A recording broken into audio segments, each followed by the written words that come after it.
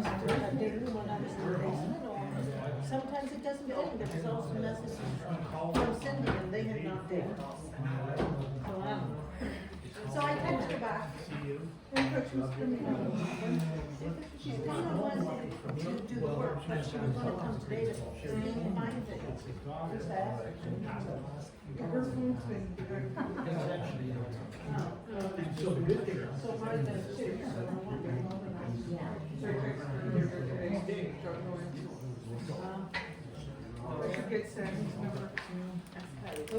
Okay, it is now, Julie, you ready to go? Okay. It's now 5:47, I call this meeting to order. Or 6:47, sorry.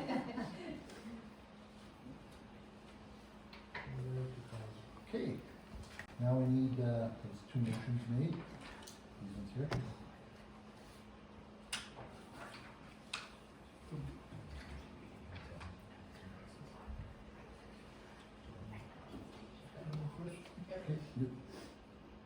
Okay, you're gonna do this one, do the first one.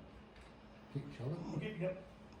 Motion 232004-2500, moved by myself, Sheldon Reed. The council for the village of Ryley determines that the absence of Councillor Nick Lee from the regular meeting council of April 25th, 2023 is not authorized. I'll second that. Okay, thank you. All in favor? Carried. Okay, I'll move that council for the village of Ryley determines that the absence of Nola Woodherrick from this regular meeting of council on April 25th, 2023 is not authorized. I'll second that. thank you very much. All in favor? Carried.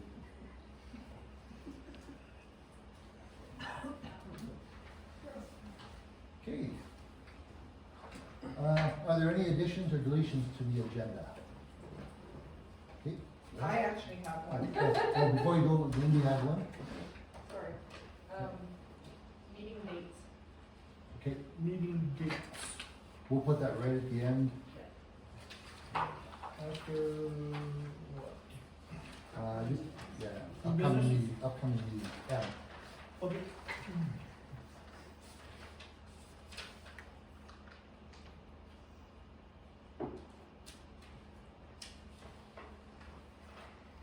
Okay, Julie, So under G5, it's the Tofield Health Center emergency closure, it's an RFD.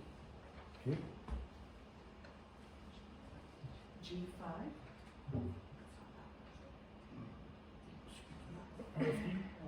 yeah, we'll just move that one, the other one. to- It's this one? New business, G5.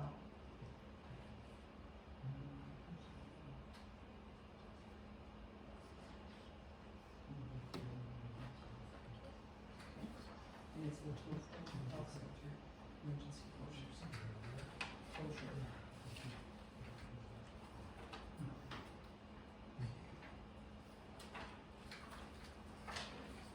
Okay, and I have one.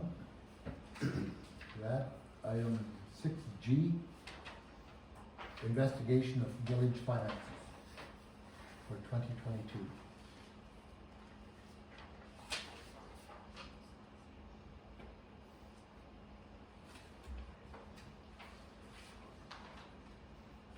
You said 6G is in George? Yeah, 6G, yeah.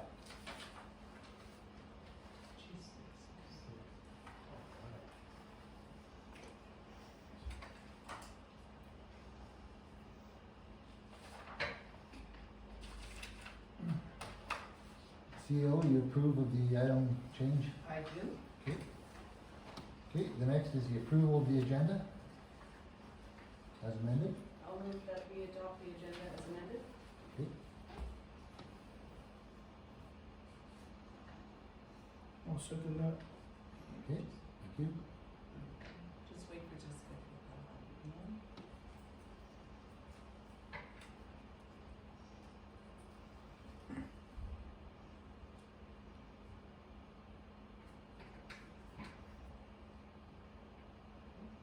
All in favor? Carried.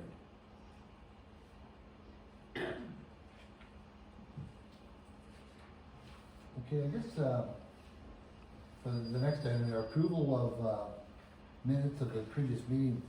I don't know whether we wanna go through each one individually and make a motion. I think that, maybe we can, Well, the way it's written there, you can, if there's some that you can just approve as presented, just say which ones you're approving as presented. If there are some amendments, then we'll make another motion to approve as amended and list those. okay? So we can list them all, but Do we have any with the amendments to them? We've fixed them up, I think, pretty good. yeah, Okay. so then just move to have them as presented and we'll leave them all. Okay, then I'd like the minutes of the previous meetings approved. Minutes of September 20th, 2022, regular council meeting. Minutes of October 21st, 2022, organizational meeting of council. Minutes of the October 21st, 2022, regular meeting of council. Minutes of the November 21st, 2022, regular meeting of council. Minutes of the December 19th, 2022, regular meeting of council. Minutes of the February 21st, 2023, regular meeting of council. And minutes of the March 27th, 2023, regular meeting of council. And then there was the minutes of the August 22nd, 22, special meeting of council. Minutes of the August 24th, 2022, special meeting of council. Minutes of the December 7th, 2022, special meeting of council. And minutes of the December 13th, 2022, special meeting of council. And I didn't notice until just now, we have, two meetings missing. December 28th and December 30th, both of them were special meetings. So we'll keep those on the record, for the book, and we'll get them fixed up. Yeah, I just, I went through them and went, read them all, Wasn't December 19 though, number 5, turns into December 28. So they're not. oh, yes, yes, yes, It's not okay. missing, but I agree March Okay. 7th for some reason is missing. Okay. Okay, so could I have someone make that motion? I'll move. Okay, thank you very much. I'll second it. You moved already, Brian. No, I just read the motion. Oh, you just read the Yeah. note, okay.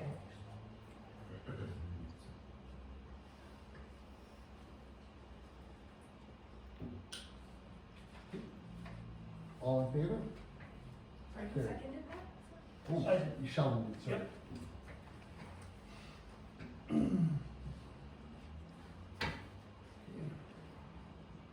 Our delegation today has, Is Larissa here? I don't see, oh, there she is, okay. There she is. Okay, You wanna stand up there, Larissa? And speak in your inside or outside voice. In your preschool voice. Yeah, your preschool voice. You can come around and present here or just stay there, it's up to you. I'd rather do the corner. Yeah. So would I, but. I think it's going here. So would I, thanks. I appreciate the support. Good. Thanks for having me here. I did have a 10-minute 4-H presentation with jokes and everything, but like, we've got a lot to cover, so we're gonna do the cliff notes. If you want the big spiel, I can email it. Yeah. All right, so the preschool has been operating for a long time.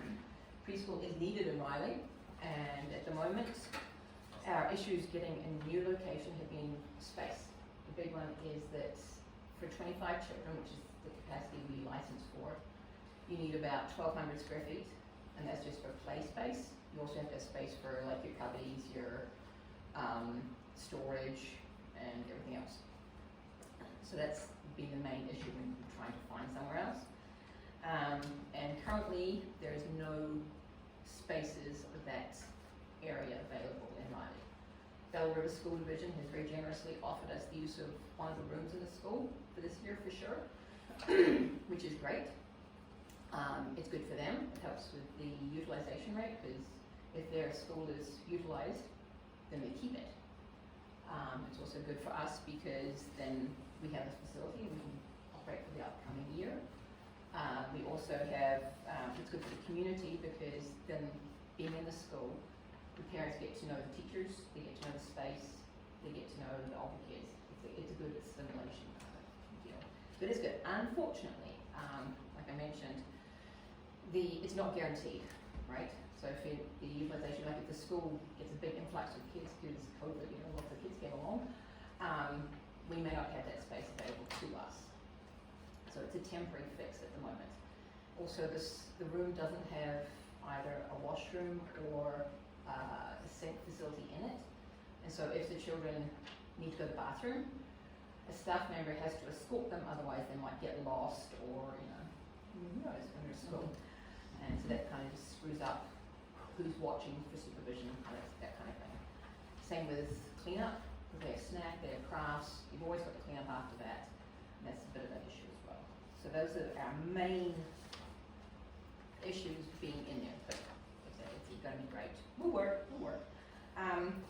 All right, you've also asked what would be our pie in the sky dream. Well, now I'm doing a big version or a little version. The little one is any space of around 2,000 square feet. That way we can have a preschool.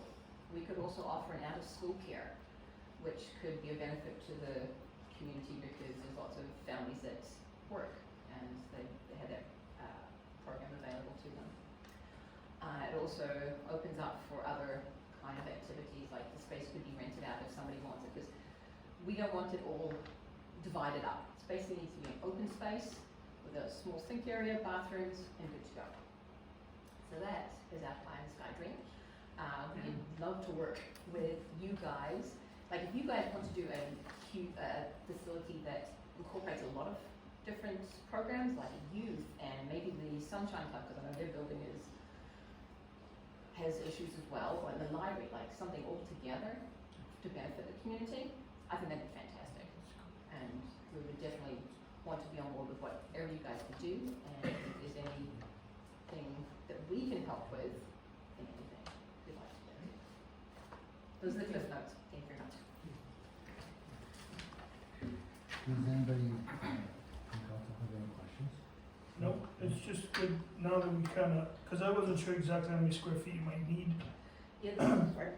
So you said approximately 1,200, but Approximately 1,200 square feet just for, they call it play area. Yep. Because each child is supposed to be allocated like 4.5 square meters. And then you have the other that round. That's why we're looking at like around 2,000. That gives us the extra for the bathrooms. so I did have a gentleman approach us, me, and just ask some questions Yeah. about whether it's viable if the bank was to be used and there was 4 different people that wanted to go in there. And I think that's something that maybe we could chat about, but it's something we'll have to sit down and think about. Sure. It's, like you say, there aren't that many places in town that are that big. No, it's not. I don't even know how big the bank is. I don't either, but, I have plans to go see it. okay. You have plans to go see the bank? Yeah. Okay, if you wouldn't mind, if you would let us know and then Sure. we'll maybe go for that little trip with you. Okay. Thank you. What else is there? Do you pay does the school charge you any rent at all? That has been another benefit to us. They do charge a caretaking fee. It's around $1,500 for the year. Like it's $1,500 per year? Yeah, it's really cheap.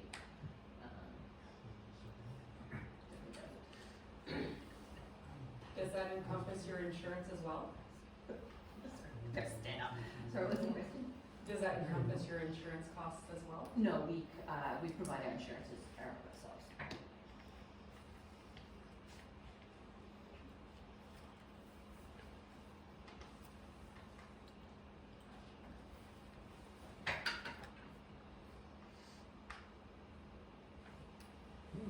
Any, Nope, I don't have anything else I'd like to. anything else, okay? throw in there. Okay, we'll be having a discussion about with regards to the high school in the very, very near future, and we'll see what we can do. Yes, Is there gonna be a building come available where the, water, Highway 14 water is, once they move? No. yes and no. Yeah, yes and no. The Quonset is viable for a workshop, but the front of it, Because of the way it was built in the beginning, the floor is sunk. It takes water on it, it's got mold and all kinds of stuff in it, so it's not viable. I don't think for somebody to come in and fix it, but it's maybe something that if we actually sat down and had a conversation with somebody, they could say it is worth doing or it's not. That's a thought to me. But that's not, you don't know that. No, that's right. Yeah. No.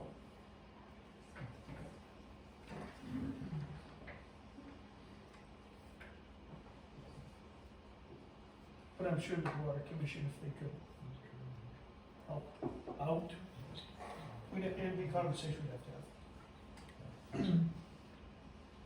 And without a lot of work put into Mhm. it right now, I don't think it would be I don't advisable think it's either. for people. But if you don't ask a question, you won't. Yeah. Question? Yes, sir. Or yes. It's kind of addressing that. We did approach the Water Commission did approach us, and they were willing to give it at a very low rate of height. They already pointed out that the roof leaks, the floor leaks, the mold, it's basically inhabitable for Yeah. people. That's why they're moving, so they really don't want anybody in there unless it's like a workshop. Are there building grants available to build new community buildings, especially if we're making a multi-use facility? I'm doing the research now, I haven't found anything yet, but I keep looking. Well, I know there's grants for nonprofits, Yeah. so as a daycare, you could look into nonprofits. The cost of building another building would be, I think would be prohibitive. You know, just because it probably costs, by the time you do it, make it, probably $750, I would think, to get it built. I'm just guessing, but I would say that, you know,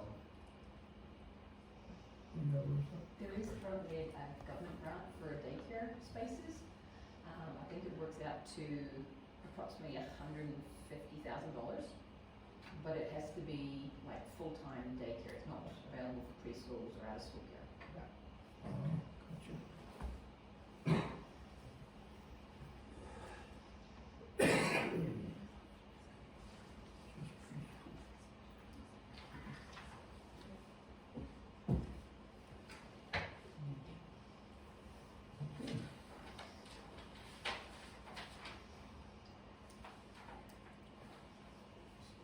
no warrant.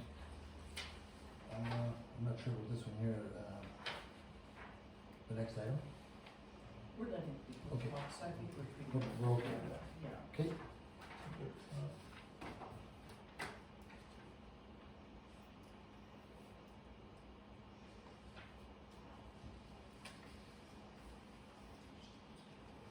okay, the resolutions for, under item F, business for minutes, resolution for annual general meeting of Claystone Waste.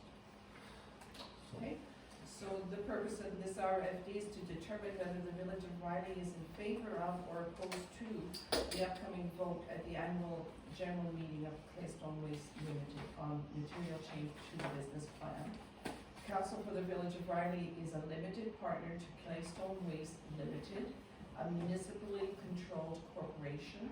The village and all partners must approve any material change to the business plan of Claystone Waste Limited. Approval occurs by a vote at the annual general meeting or in such cases where a special meeting is called. The Village of Ryley conducted a public hearing to receive submissions of statements or concerns during the March 27, 2023 regular meeting of council. It is appropriate that council for the Village of Ryley decides at this regular meeting of council after the public hearing, having had reasonable time to hear the public and to consider the issue.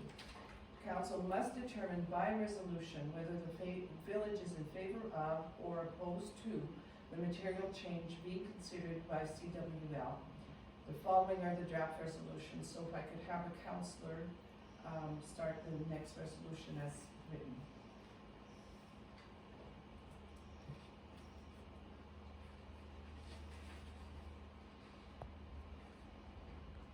You're talking 2023-04-25, is A, it? no, just the A, so whereas after considering the Oh, material change, Sorry.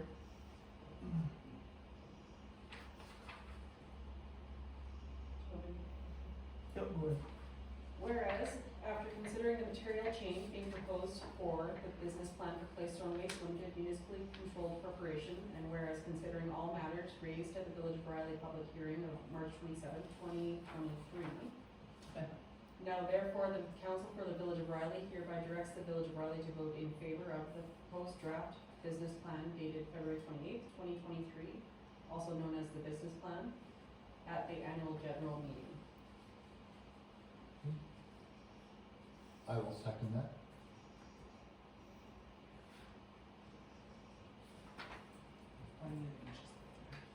All in favor? Carried. Okay, so we will take that back with us on Thursday, am I correct? Yep.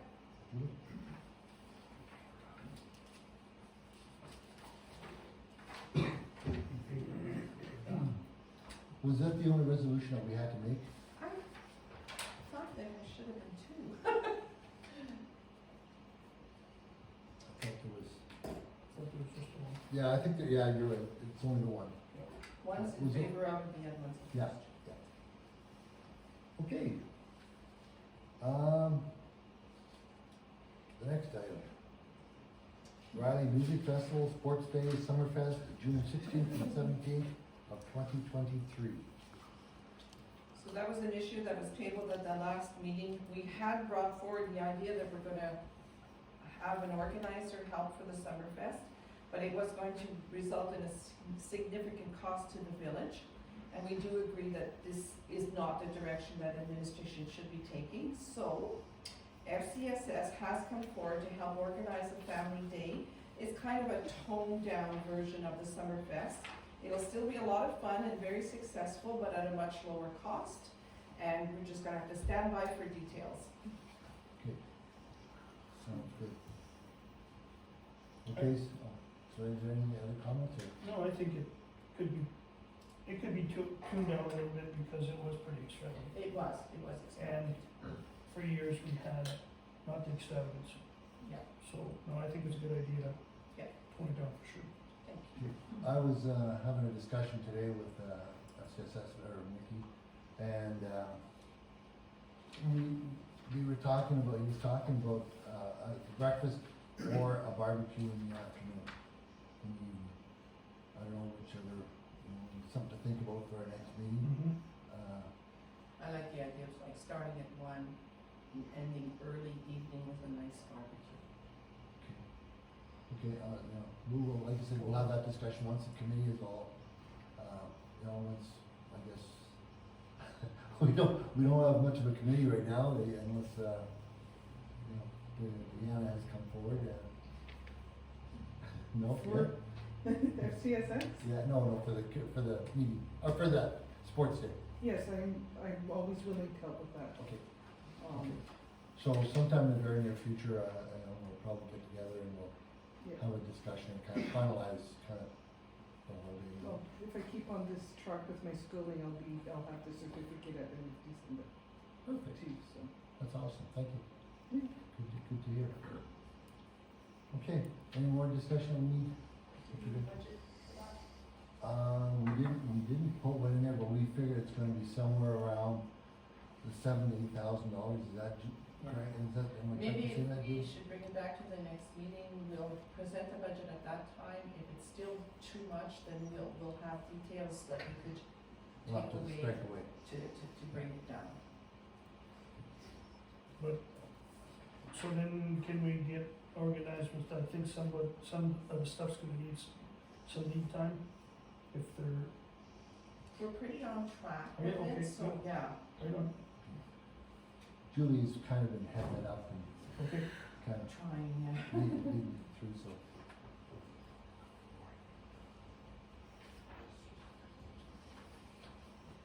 Okay, any other comments, with regards to that? Okay. Next item, Clean Harbors Development Permit.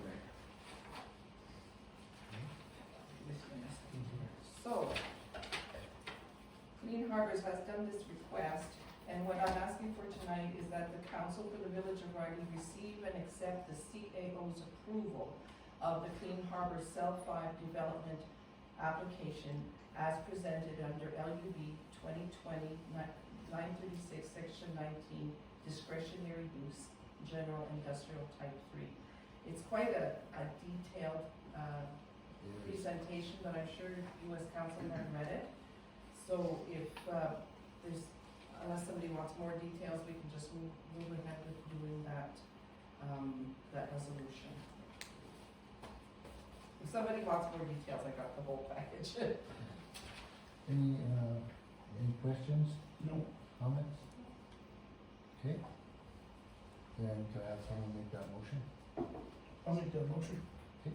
The council for the village of Ryley receive and accept the CAO's approval of the Clean Harbors Sulphide Development Application 2023-04-18401 as presented under the LUB 2020-936, Section 19-1 and 2 discretionary use, general industrial type 3.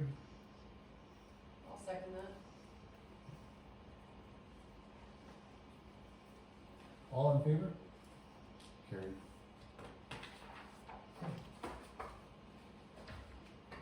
That's been a long time. That has been a long process, It's yes. been- It's been a very long process, yes. I think we're gonna be happy to finally have approval.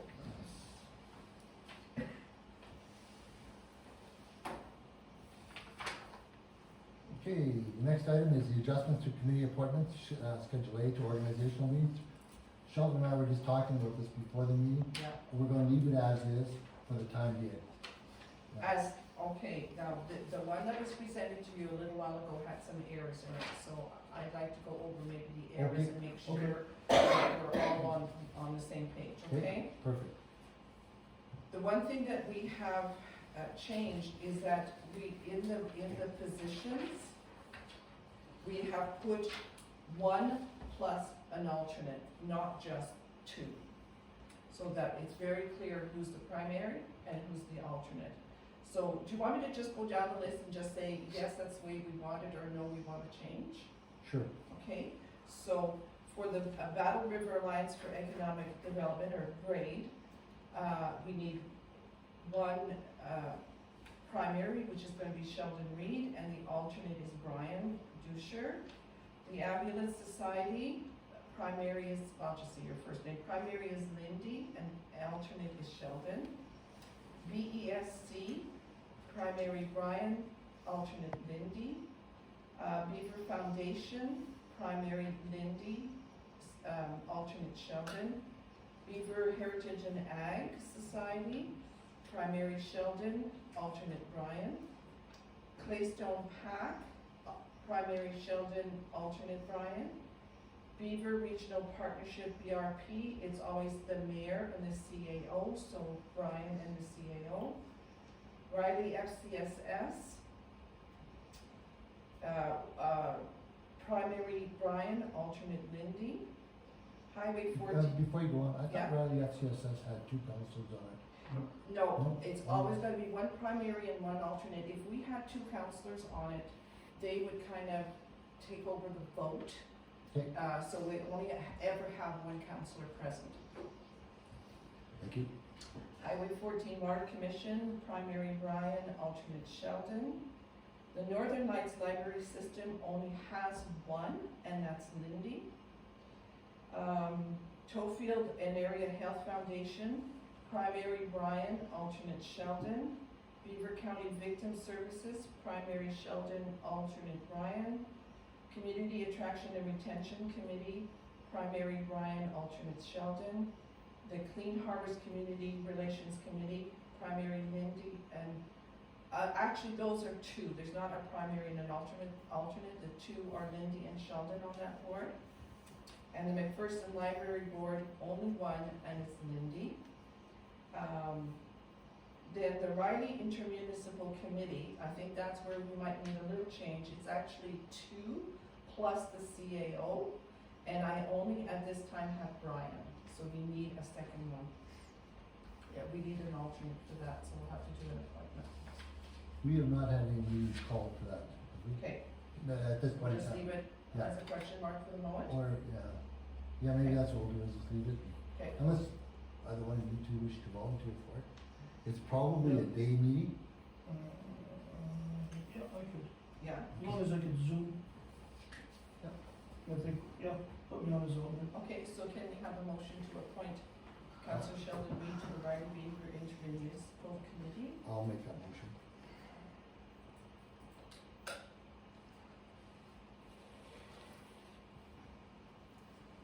And then you'll second that? Yep, I'll second that.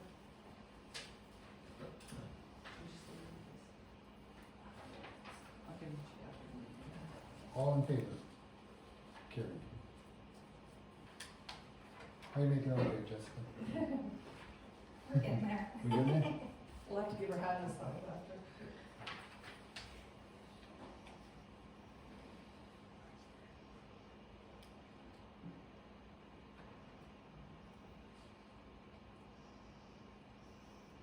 You done? Yeah? Just that. Okay, we're ready to go. Okay. Next item is the, bank account balances. No. Oh, Number three. sorry, Number sorry. three. G3. Yes. Consider, council consideration of disqualification for Councillor Lee. Just give me 1 second.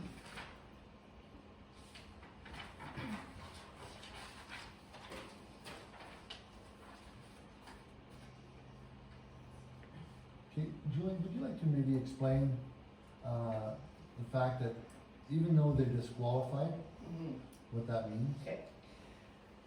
So what's been happening now is, according to the MGA, when a councillor misses all the regular meetings in an 8-week period, whether it's 1, 2, or 3, they can be disqualified to be a councillor. However, a disqualification doesn't actually mean that he's gone, or eventually she's gone. They have to resign. If they don't resign, even though they're disqualified, they can then make it a matter of bringing it to the court.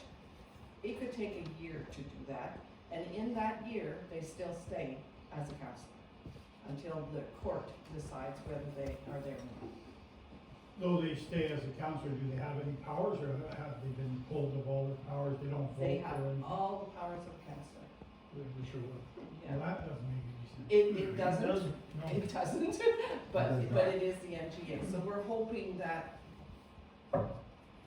there's a resignation coming, but, I know, and it's hard for me to even say it, but that is the MGA and we have to follow it, so. What about our petition? Oh, That, yeah, I don't think that should be discussed. that's why it's, yeah, We should not be discussing that in council, Okay, only because that's a because. but it's resignation. valid, right? We can do it. Okay, that's all we need to know. Yep. Is there a particular reason why the individual doesn't attend? Is there like a medical reason, or is it abstinence, or? We have not received any information from them at all. So they're basically not talking to you? They're not talking to us, period. Neither to myself nor to Julie. So what about an intermediary to come up with a diplomatic solution? This is my first Yeah. visit to the meeting, so you'll have to excuse my naivety. No, There's been But- many efforts to be, what was the word you used, I like? Diplomatic. We have had efforts, we've even had municipal affairs involved in trying to find a diplomatic solution, but with them being away from the meetings, they've kind of forced our hand to do these kinds of steps. And then there is something residents can do, so. Yes. And we can take them to court, and I think Julie mentioned it could be up to a year, Yeah. you know, or what would be the rightful thing for them to do would be to resign. Yeah. Oh, Yeah. they'll do the right thing. Yeah. Yeah. I've seen that. Well, I mean, I thought we were supposed to be buying these things. okay. Okay, so, the first item is, the council consideration of disqualification for Councillor Lee. Somebody wanna make that motion, or Yeah, I'll make that motion. Okay. Moved by myself that whereas the Municipal Government Act, MGA, it's, section 174-1D, states that councillors are disqualified from council if the councillor is absent from all regular council meetings held during a period of 8 consecutive weeks, starting with the date that the first meeting is missed, and whereas Council Nick Lee has been absent for all regular council meetings starting from February 21st, 2023 until April 18th, 2023, and whereas the MJA in section 174-2 states that the council is not disqualified by being absent from regular council meetings under 171-1D if the absence is authorized by a resolution of council passed at any time before the end of the last regular meeting of council in that 8-week period, and whereas council for the village of Ryley has not passed a resolution to authorize any absence,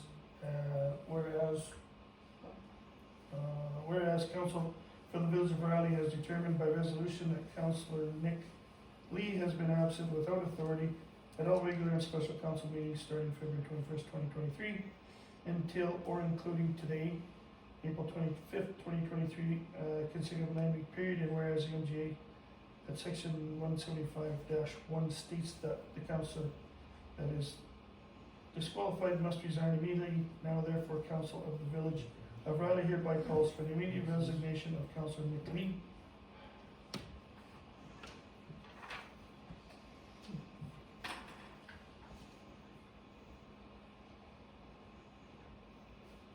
I will second that.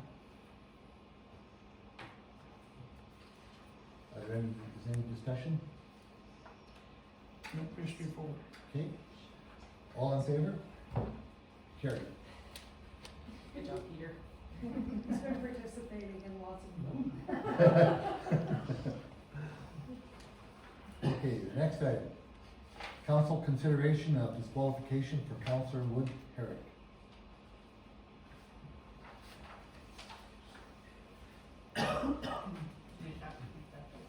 Yeah. Okay, thanks, Lindy.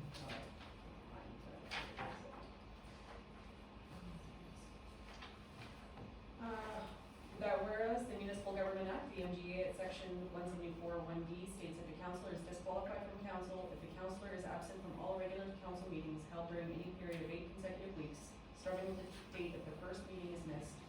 And whereas Councillor Nola Wood Herrick has been absent from all regular council meetings starting from February 21st, 2023 until April 18th, 2023. And whereas the MGA at section 174-2 states that a councillor is not disqualified by being absent from regular council meetings under 174-1D if the absence is authorized by a resolution of council passed at any time before the end of the last regular meeting of council in an 8-week period.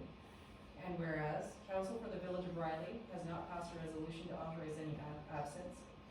And whereas council for the village of Ryley has determined by special resolution that Councillor Nola Wood Herrick has been absent without authority at all regular and special council meetings starting on February 21st, 2023 until and including today, April 25th, 2023, a consecutive 9-week period. And whereas the MGA at section 175-1 states that a councillor that is disqualified must resign immediately. Now therefore, council for the village of Ryley hereby calls for the immediate resignation of Councillor Nola Wood Herrick. I will second that.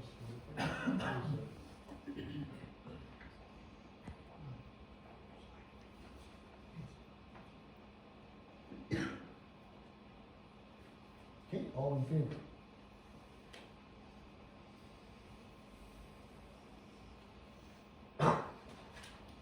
Okay, the next item, the request for decision, Health Foundation emergency closure. Julie? All right, so the Tofield Health Center has undergone an emergency room closure from 8 p.m. until 8 a.m., extending back to December of 2022. The closure has continued to be extended month after month. The reasoning for the closure has been tied to staff constraints and the inability to operate effectively due to staffing shortages. The continued extension of closure is troublesome not only in Tofield but in the entire region. As the closure continues to extend, this causes individuals requiring attention during the closure hours to seek service elsewhere. Of note, the closest alternate service locations would be Lamont, which is 44 kilometers, Camrose, 55 kilometers, Cherry Park 55 kilometers, Viking 67 kilometers, and Vegreville 70 kilometers, all from Tokyo. These locations, due to their proximities, are not ideal. Often these peoples are being medically transferred by ambulance to these facilities. These transfers can be the extreme medical emergency to a minor illness or injury. And these transfers provide exceptional load to the ambulance service and take our attendants and units out of the community. An end date for closure has not been provided by Alberta Health Services nor the Minister of Health.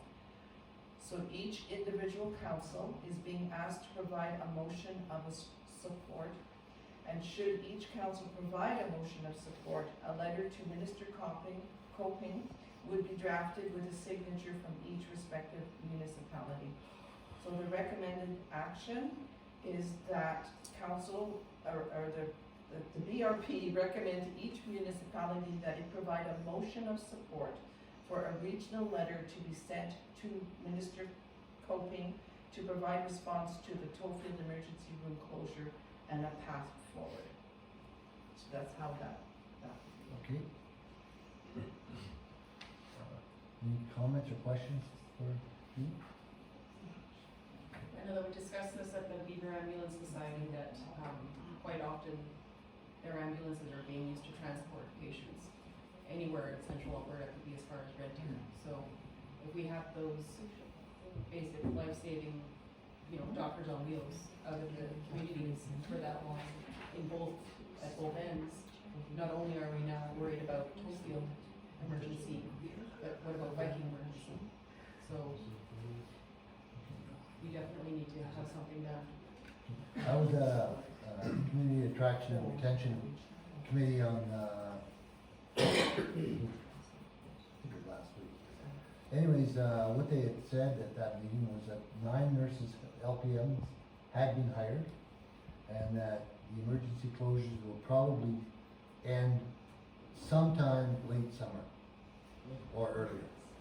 So they've got the nurses, they just need to get them trained on everything that's come into play, and hopefully that will get our system open again. But in the meantime, yes. I will make that motion, Julie. Okay. I'll second. Okay, thank you. Any other comments, questions? Okay. All call the vote, all in favor? Carried. So Julie, you'll put that letter together and, Actually, Tofield is going to be writing the letter, sending it to all the councils for approval. okay, sounds good, thank you.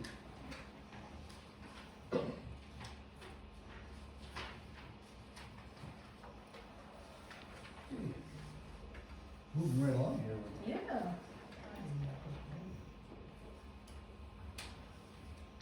I don't know that, oh, jeez.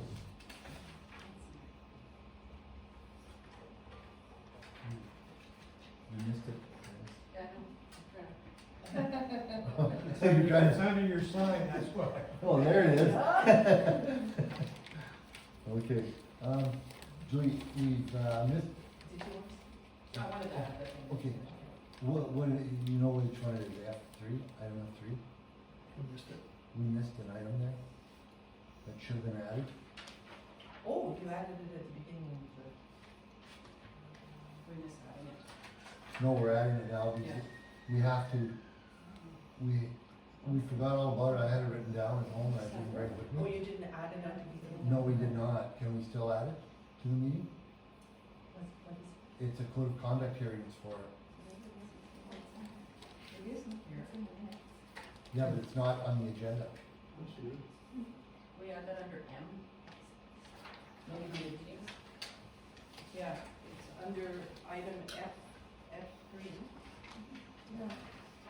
Okay, we'll add that under M, if that's acceptable to the CAO. Under N? M. Emma?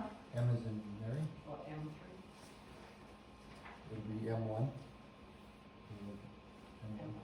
Yeah. And we'll move, meeting dates down. Could we not just add it to the G that we've just done? It is new business, right? Yep, we could do that too. Rather than go all the way down and then come back up, Okay, G7? G6. No, it'll be G7. Because village finance was 6, right? Yeah. Tofield Health Center was 5. So 7 will be.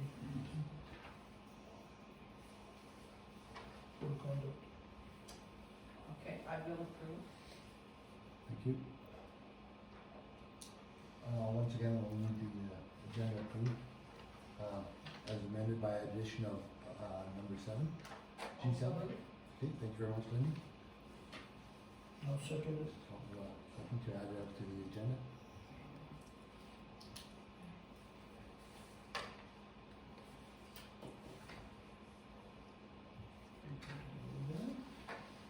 Yeah.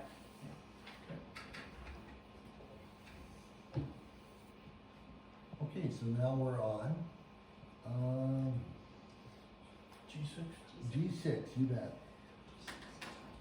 And Is that an addition?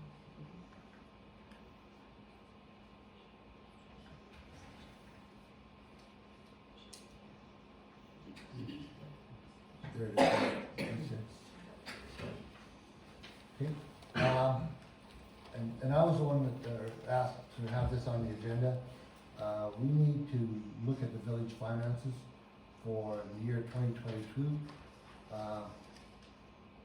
There appears, and Julie will go into that a lot more in depth later on, but it appears that at first glance that there is a lot of finances or a lot of bills that were paid without having approval of council, not in the budget, as per item 348 in the MGA.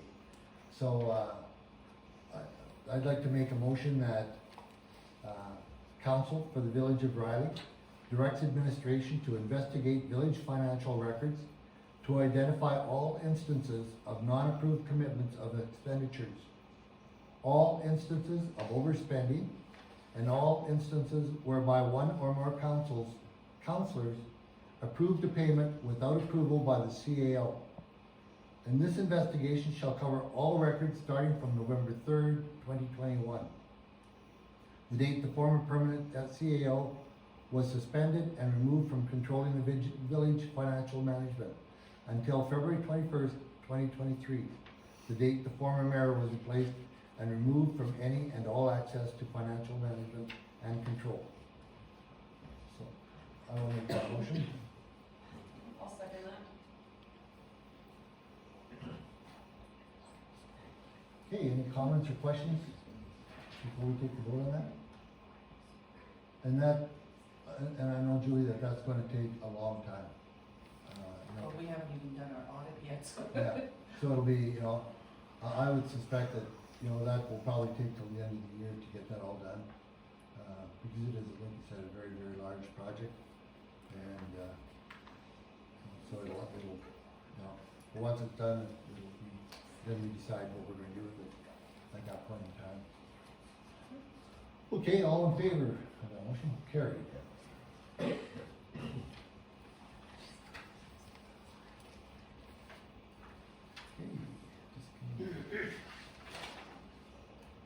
Okay, the next item is code of conduct, hearings.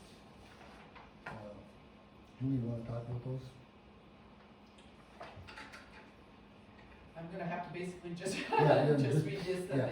well, or if you just wanna make the motion, but basically what happens is, we had brought out in a couple of meetings, my very first meeting that I was appointed, I was directed by council to do some research as to whether the decision by one of the former CAOs to terminate certain employees had been influenced by certain councillors.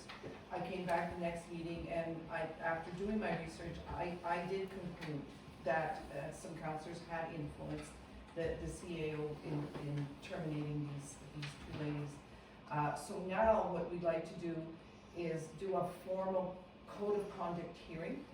According to the MGA, I think it's 148, a councillor cannot take on the responsibilities that would normally be that of a CAO, which is what happened in this case.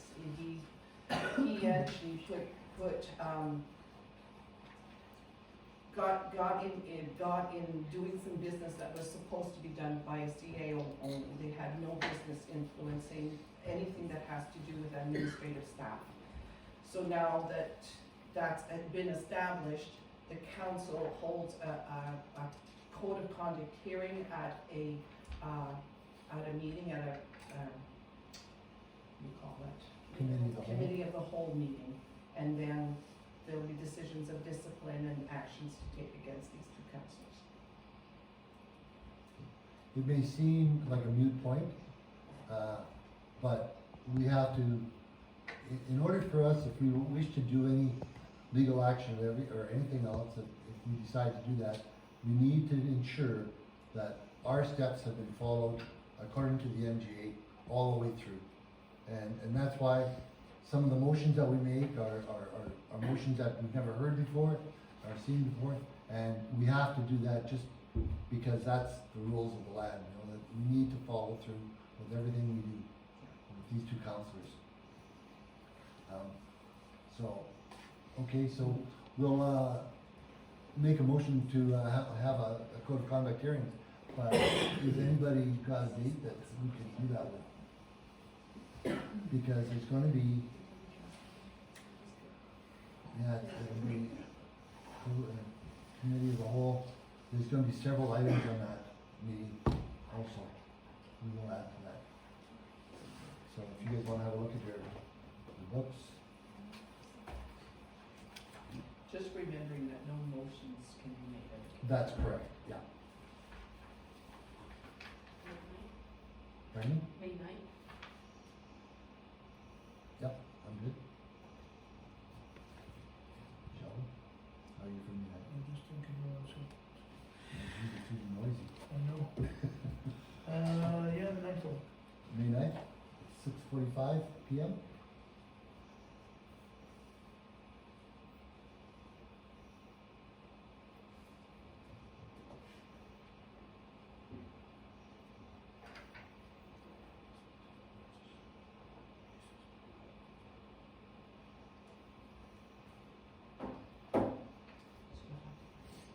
Okay, I will make that motion. So we have a committee of the whole meeting.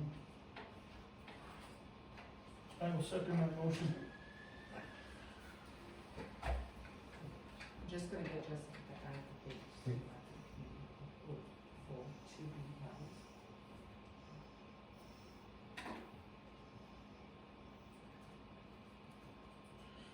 You said May 9th, right? Yeah. May 9th, At 6:45 PM. Now, if I'm not mistaken, that will be an in-camera session. 21st. Oh, yeah. Yeah.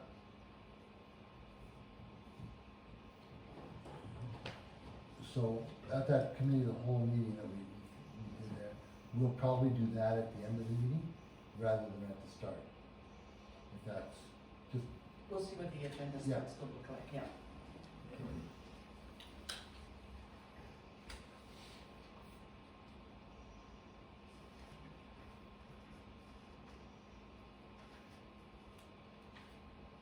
okay.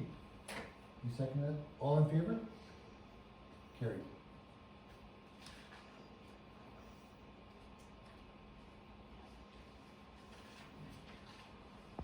Okay, the next item is yours, Julie. Yay! The bank account balances. All right, so I'm gonna read this out because I don't think everybody's got it. So just keep in mind all these numbers.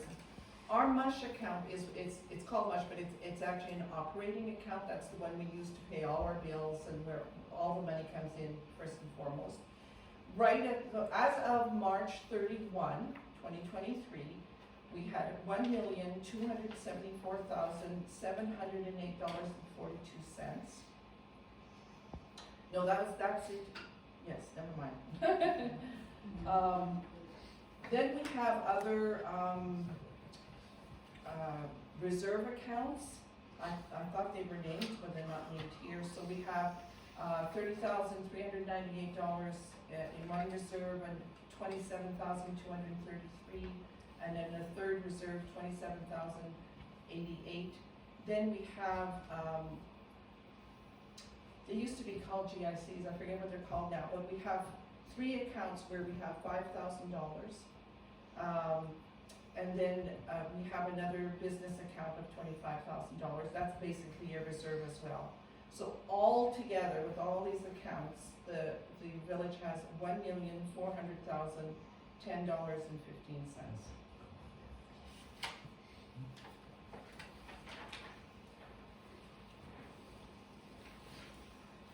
Want to go on to the second one? Yeah, I'll have, yeah, we can, I think what we'll do is we'll move all the financial reports together Sure. when you've completed, your presentation. Presentation. Yes, because item 2, there's no bank reconciliation, so we'll go to, item 3, your presentation of the 2023 first quarter budget update. Using the slides, we'll just do a little PowerPoint, so we'll just have to bring it up.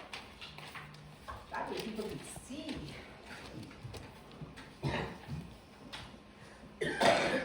So we're just going to present the 2023 budget report, the first quarter, we call it Q1. And what we're going to do is review the 2023 approved budget. We're going to present what was spent and what we can forecast. We're going to discuss the terms discretionary versus non-discretionary, and we're going to revisit the forecast using those terms now that we can understand the difference between discretionary and non-discretionary. Then we're going to present council costs, salaries, contracting, and then we're going to summarize everything, make a final summary as to what is happening right now in 2023. So there was an interim budget approved by resolution on December 28 of 2022. They approved the revenue of $1,852,123, an expense of $1,188,572. So it would seem at this moment that there's going to be a surplus of $663,551. So the $1,188,000, that's what you see on the left side. It's cool? Keeping in mind that this is an interim budget and it's not approved and it's not the year-end budget, and it. No, a new budget has to be made. Yeah, we have to have approve a new budget. We wanted to keep the residents up to date, be very transparent and to them and let them know where the finances are on a regular basis. So we started, We'll be doing these quarters. Yeah, every like quarterly, this, yeah. we will bring these in and we'll be showing everybody where we're at financially. It'll become clear as we move along, so where we are. Okay, go forward.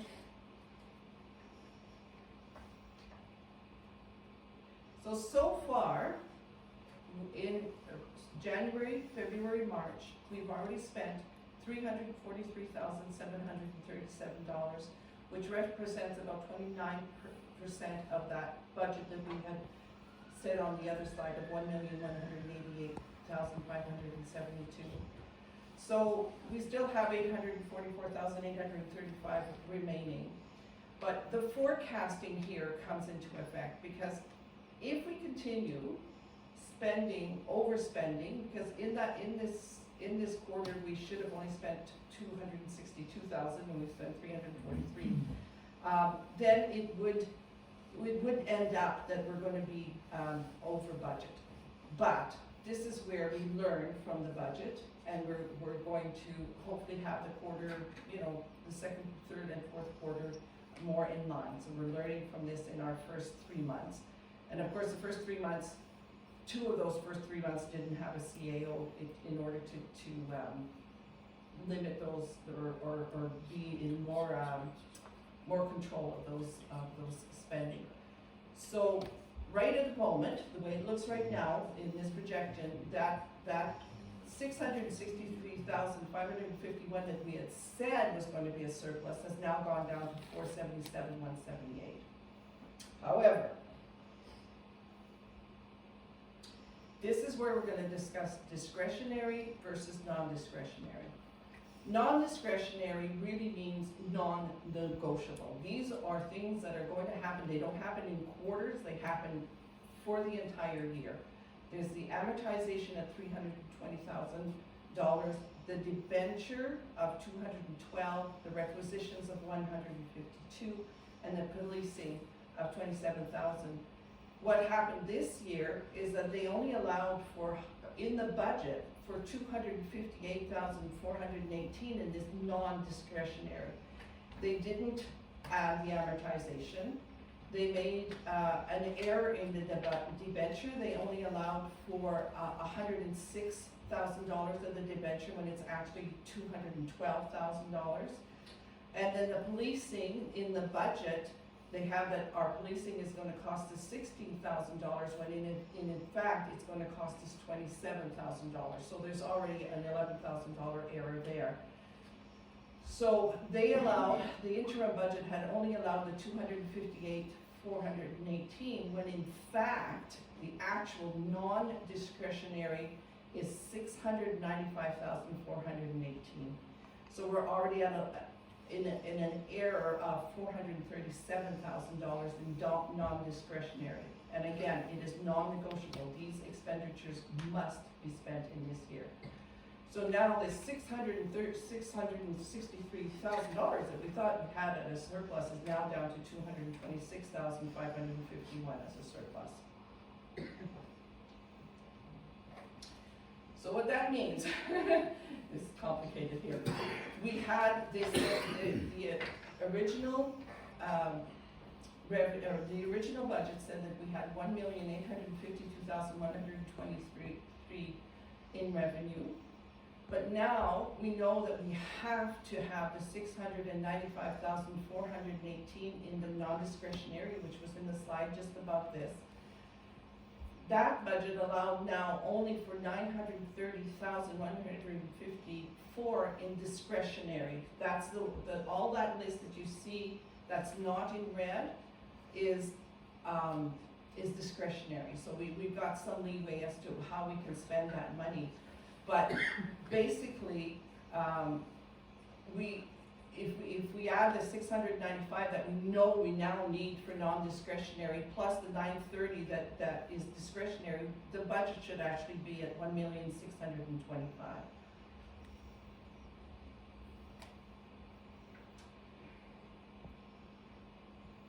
I gotta get this one on my head again. I've had nightmares about this budget. So we've already, of the 930,154 that was allowed in the budget, we've spent the 316,868, which I mentioned before. So I'm lost here. So we're over budget. Yeah, for the well, first we're over 3 budget, months. but I have to explain it a little bit better than, I'm But- sorry, folks. Yeah. But 2 of those months we have to keep in mind, there was no CAO. So, you know, money was being spent. And Rather frivolously as we can see. Very, very. Yeah, closely. Thank you. You're welcome. So if the way it's going now, we would be in a deficit of $110,768. But if we move on, I know it looks bad right at this moment, but if we move on to the next, we're going to see that there's been things done by the new admin and the new council that is going to help with keeping in budget. So if you look, we're going to look at different things. The next one we're going to look at is council expenses. So Councillor Nickel, of course, was just came in February. So what you'll see as her expenses is only for 2 months. Councillor Lee has not had any expenses for March because he hasn't attended any meetings. So his expenses are for January, February.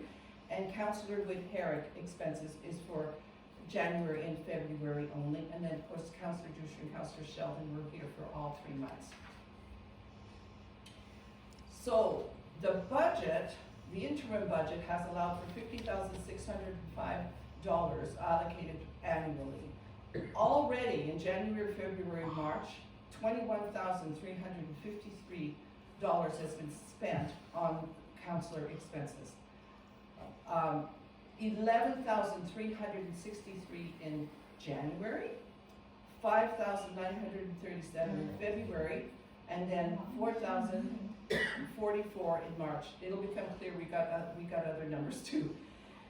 If we continue this way, which we're not, but if we continue this way and nothing had been done about it, then that budget could have ended up at 136,000 instead of 50,000. But you can see that things are improving. Already by February, we've got that forecasting down to 76,000, and by March, we've got it down. If we continue the way we're doing it in March, we're going to be at 57,739, not too far from the $50,000 that has been allocated. So there's been a significant improvement since there's been new council leadership. One of the things to keep in mind there also is that as soon as we get the resignations, the two councillors, we will be calling a by-election. Yeah.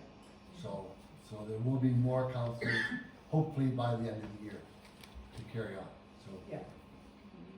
But there won't be the kind of spending. So here Yeah. we go. This is where the figures really come into play. Councillor Lee, in those 3 months, spent $6,270. We're saying that 8 of those meetings were approved or authorized, but he put in for 40 meetings, and 32 of those meetings are not authorized. Councillor Woodherrick did the same thing, 4,920, and you keep in mind, this is just January, February. 7 of those meetings we feel were authorized, 30 of them were not.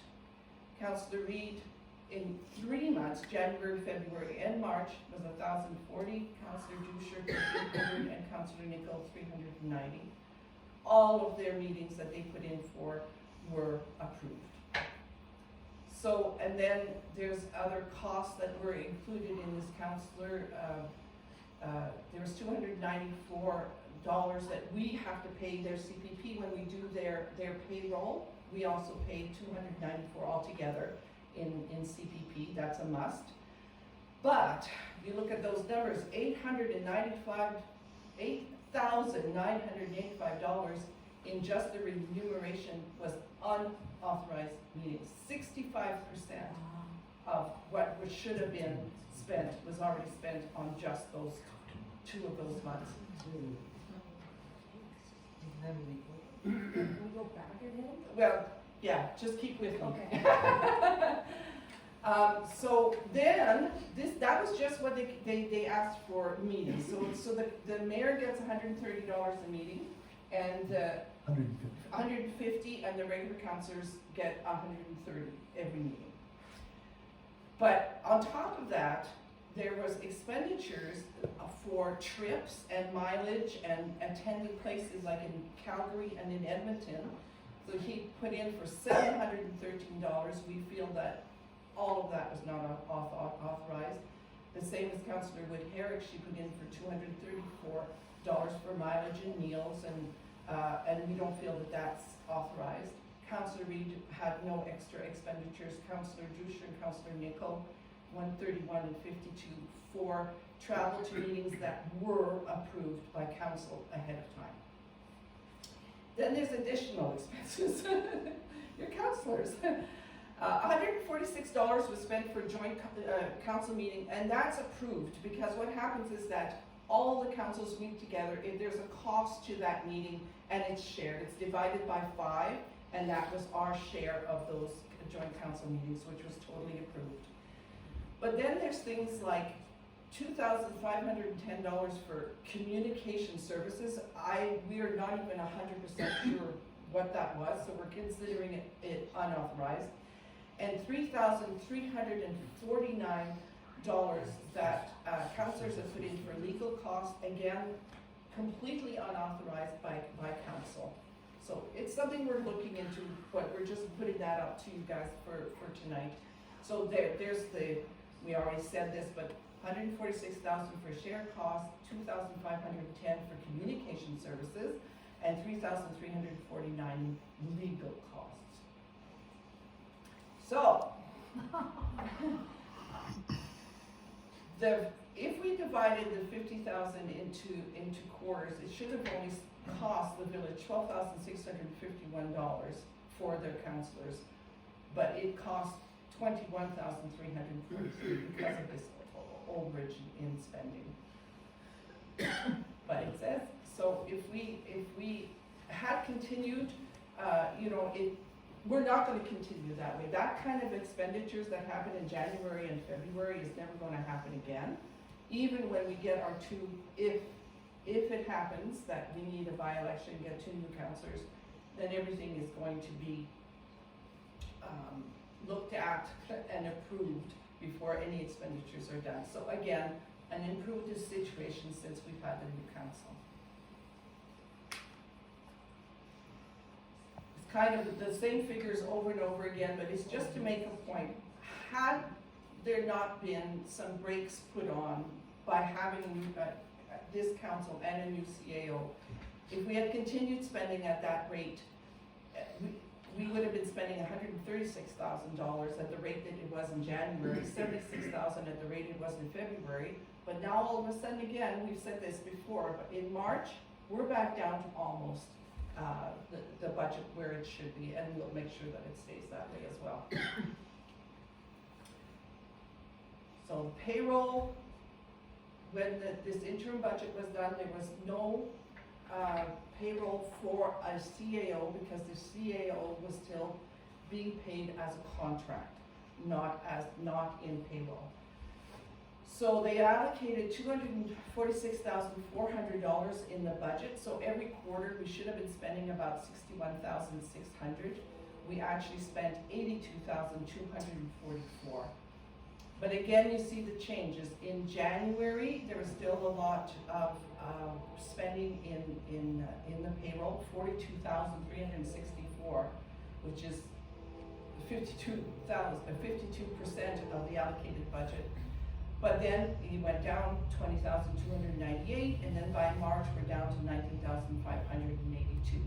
So again, you can see if nothing had been done, if we had kept at that January rate of spending, we would, that $246,000 that was in the budget would have turned into $508,000. But by March, we're already down to $243,571, or by February, we're down to that, and by March, we're down to $234,986. But the payroll right now is quite limited. That will change a little bit, but again, because there's people in place that are going to keep the spending under control, you can see how much things have improved in just 3 months.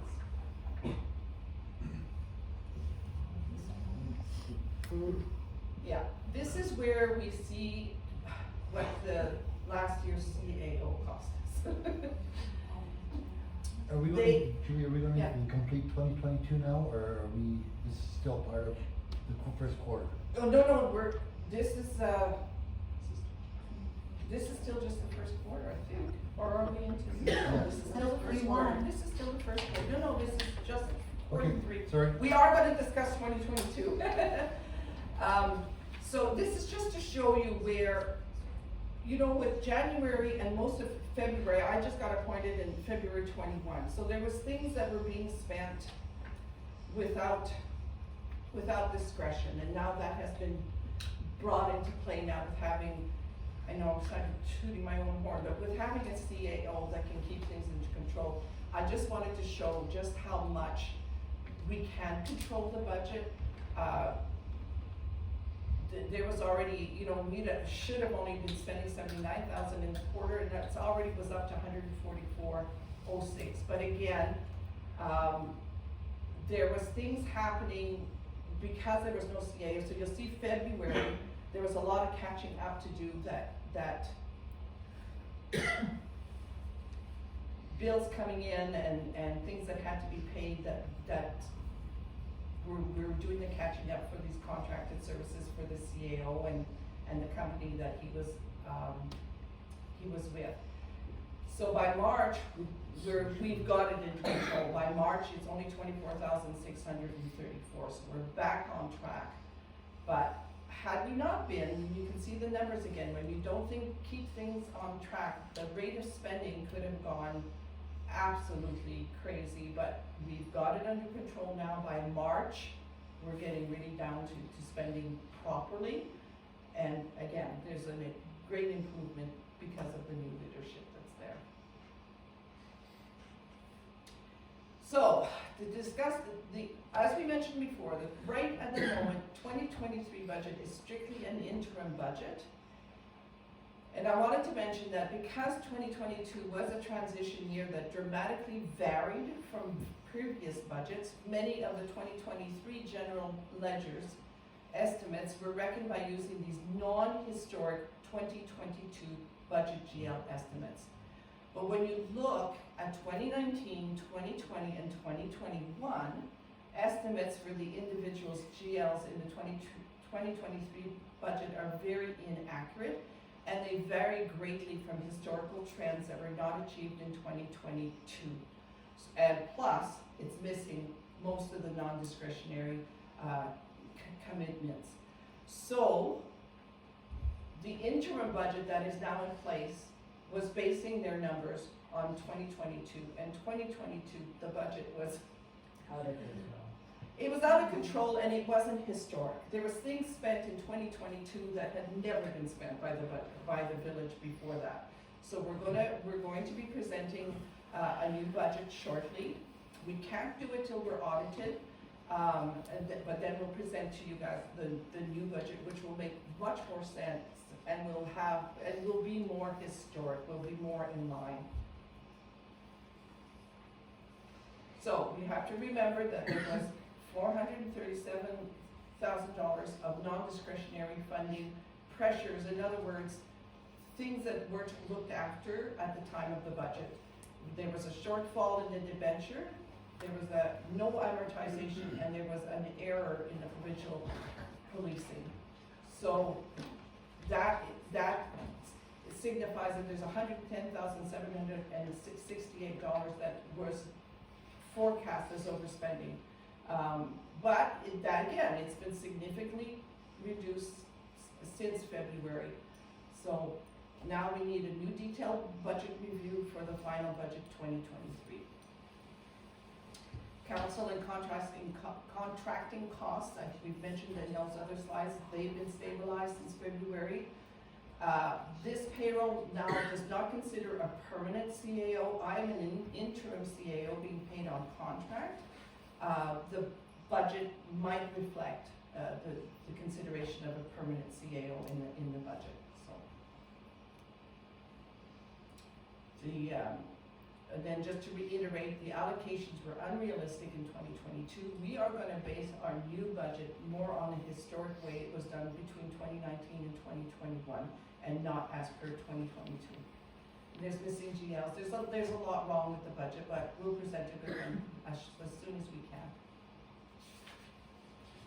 The key issue is amortization. The annual cost of an asset depreciation is an operational expense transferred to capital reserves using a specific formula that saves and reserves money to recapitalize or repurchase assets when they reach their end of life.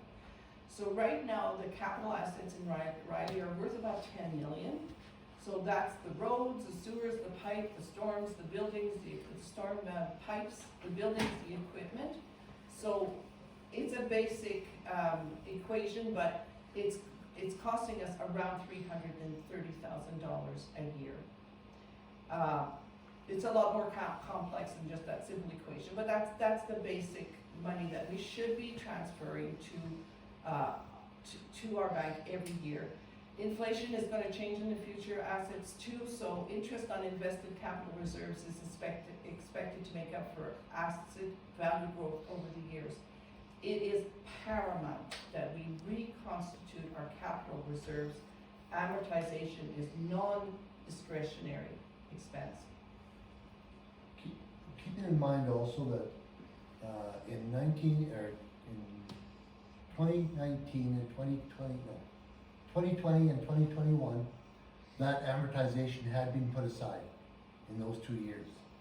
There was nearly $700,000 put aside for That was when amortization. Glenn was in, right? That's Yeah. correct, Yeah, yeah. Yeah. So, just keep that in mind when you start seeing all the other figures that start falling in place. so this is just the key issues that we're gonna look at when we make the new budget. The 2022 salary budget and actual is unable to inform us because it was so inaccurate.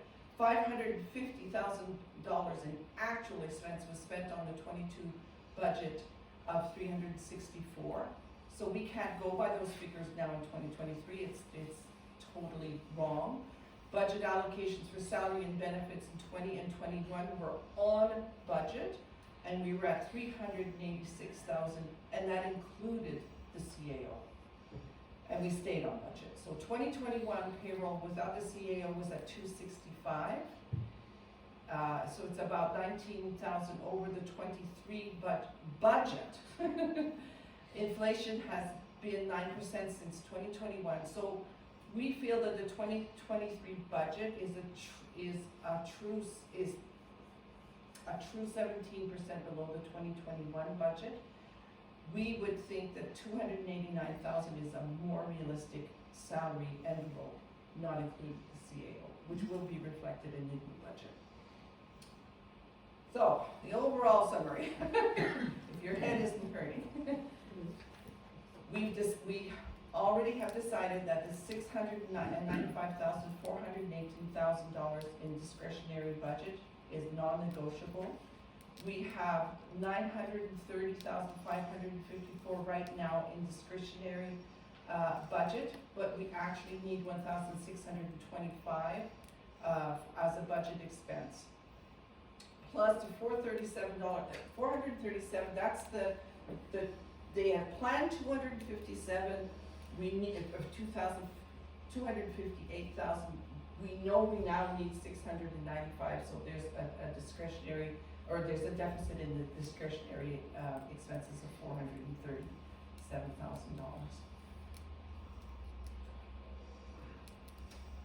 So that's what it looks like right at the moment. I don't know if you want me to go through line by line, but I think that's good.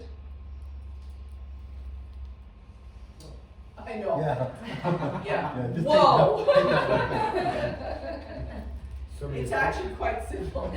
Somebody's been practicing their PowerPoint. Yeah, I love PowerPoint. Can you tell? So, all you have to look at it is, on the left side is the approved revenue and budget. On the right side is, what's the word?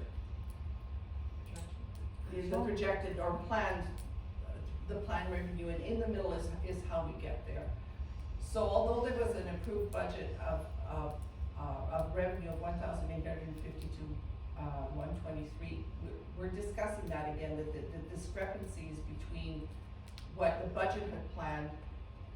They had planned a surplus of 663 because there was all this $437,000 that was missing in non-discretionary. So, just to make things really, really short, if we continue doing what we're doing right now, or if I'm gonna split it up again, sorry. Right now, if we divide it into quarters, we should be spending about $232,539.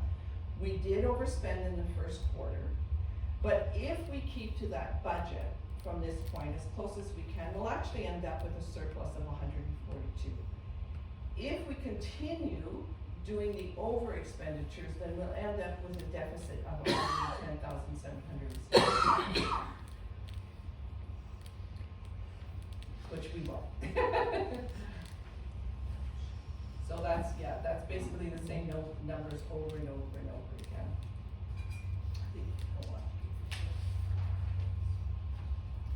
So that's 2023.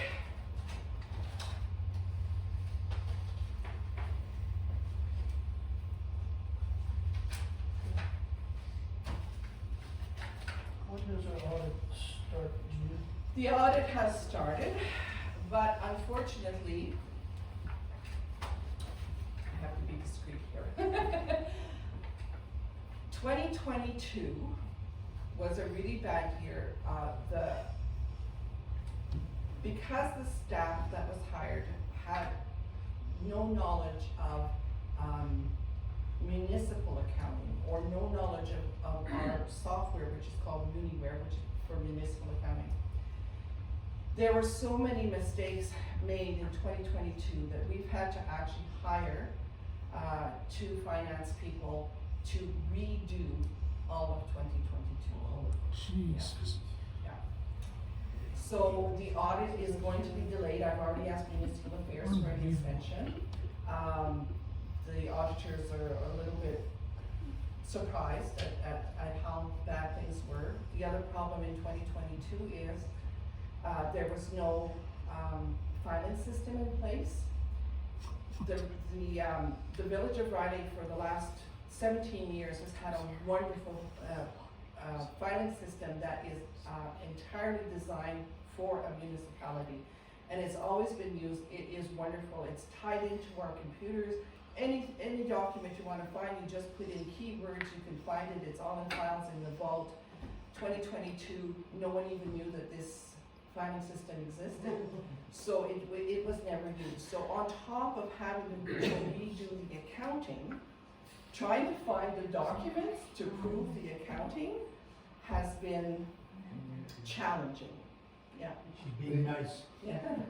The two guys that you brought in for 22, is that a forensic audit? The 2022 will not be a forensic audit, no. It will be a regular audit. Okay. 2021 was forensic, 2022 will be just a regular audit. Mhm. As you know, these two ladies that we've hired have been working incredible hours, and they're getting ahead of it now, but it's been challenging. It's bad enough that the accounting wasn't done right, but then when you can't have the documentation behind it to prove it, it's proven to be a challenge. But they're getting there. The auditors have started. They're happy with what they see so far, but it's going to be another probably 2 months before we can get the audit done. Mhm. Yeah. That's why I was saying, Yeah. you know, if it was a forensic audit, then, you know, they're into every nick and cranny. Yeah. They're Yeah. looking for documentation Yeah. to back up the expenses. Exactly.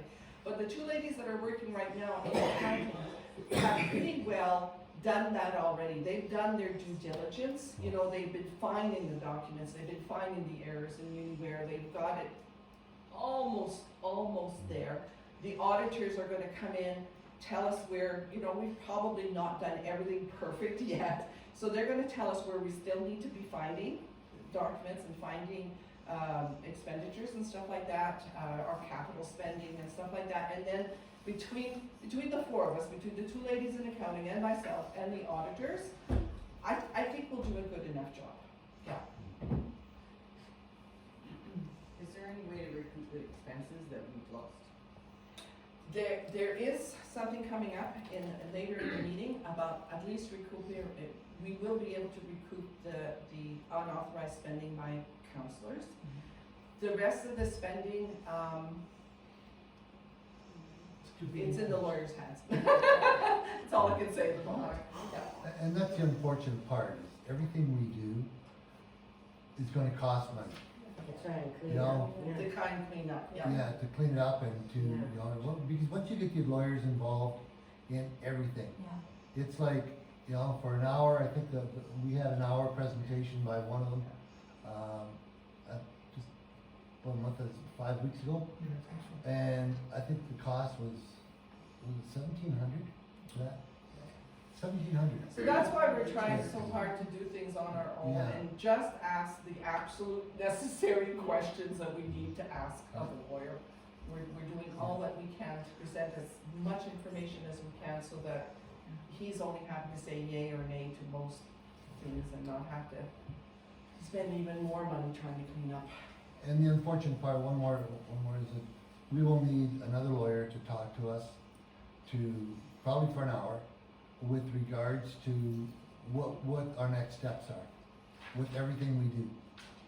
Because as you'll see in Julie when she presents a little bit about 2022, you'll see that there are a lot of expenses that weren't approved. You know, and in the wage agreement, I'm always still thinking about when I was still at work.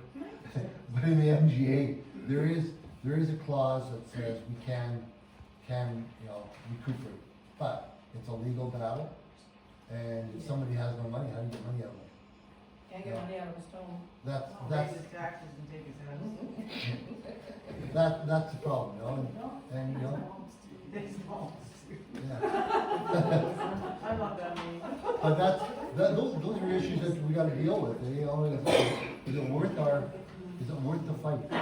You know, what's it gonna cost in legal fees, and what is the potential of getting money back? You know, it's a way out, and we're gonna have to make some really tough decisions on, Yeah, on where we and go with learn, this. and learn from the mistakes. Yeah, Yeah, The voters need to learn from their mistakes. yeah. yes. You have made a motion to investigate councillors that have made unauthorized, Expenditures, yeah. Municipal government act doesn't allow for village to go after the CAO. It, Former CAO. it allows for it, yeah. It says the counselor is the one that's, you know, but, You'd have to go in a separate suit. yeah, and that's why we need to talk to the lawyers as to who do we go after? You know, he worked for a company that we hired, we paid the company, He did his job. yeah. So, you know, I mean, there's so many questions, and, you know, I don't wanna get into too deep into it, but it's so many questions that still have to be answered as to where we go. You know, it's a mistake that was made, you know, or an error that was made, and Julie, I thank Julie, you know, and so much for what she's done to get things, trying to get us back on track again with the budget, with everything, and I meet with Julie every week, once a week, for about 40 minutes, half hour, 40 minutes, to discuss where we're headed and what's happening, and you know, I try and keep these guys up to date. Sometimes it's very difficult, but it's you know, it's you know, we just have to be on top of it every day and every day. Whereas before, I think the majority of council was left in the dark 90% of the time. You know. Now the finances, you know, the councilors will know the finances where we're at. We hope to be able to, every 3 months, every quarterly, talk to the people and talk to the residents and keep them up to date as to where we're at. Are we gonna have a perfect budget? Probably not. Are people going to be pissed off because we're not going to be able to do some things? Probably. You know, we're trying to really get back on track again. We gotta put money aside. We don't even have enough money now to do 49th Street, which was to be done last year, and we don't have enough money to do that right now. So we gotta put money aside for that. We have $1 million which we can't touch, and that will be used for that. And we need about another 400. That's what we're hoping on right now, but that's provided that the Water Commission will give out their share to pay for the water upgrades. So it's going to be a struggle all the way. Yeah. And it looks good that we have $1 million something in the bank, but that $1 million has to be put aside, because that was a debenture that was given to us. We really technically shouldn't be spending it. And we're going to do everything in our power this year not to touch it. You know, we really can't touch it. It's, you know, How much interest do you get on that $1 million? it's probably about 1%, 1.5% maybe. Well, I Yeah. know a guy, you probably get better. Yeah, but when you get your money back.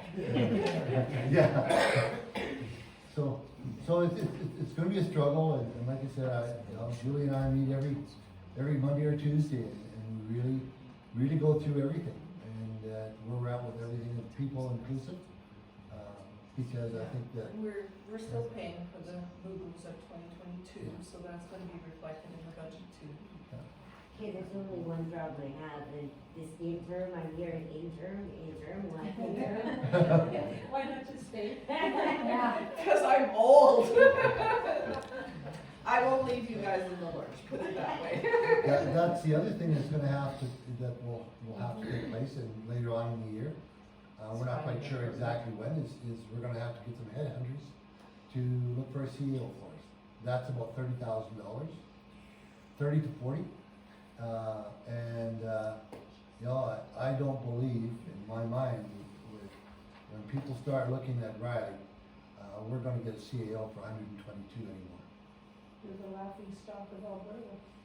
Well, not quite, there's other ones that are just about out there, just, yes, there are. There's a couple of them out there that are just as bad as we are, you know, but There are worse than us, believe Yeah. it or not. But the thing is that we're not looking at is Julie's gonna get us so back in shape that she's only gonna have to be here 3 days a week. Hey, that's my plan for her already, being the interim. Yes. Thank you, folks. Yeah. We'll see how things go. Yeah, but, You can work from home. Yeah. there we go, yeah. Julie, when you consider Okay. Biden is 80 and he is the leader of the US. That's true. You're young. Okay. I'm not that far from 80, but. Okay, these guys gotta get up early Yes, tomorrow morning.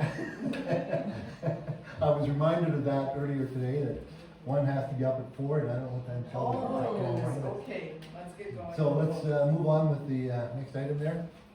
That's just correspondence, should we just, approve and file? Yeah, Okay. could I have, oh, Do we not do this one? Yeah, that's a little bit later on. okay. So can I have a motion to approve and file the correspondence? I'll make that motion. Okay. I'll second that. All in favor? Carried. Okay. So is there anything? Committee reports, you know, the one thing that I was gonna talk about was the 9 nurses that have been hired. Okay, and you've Yeah. already mentioned Yeah.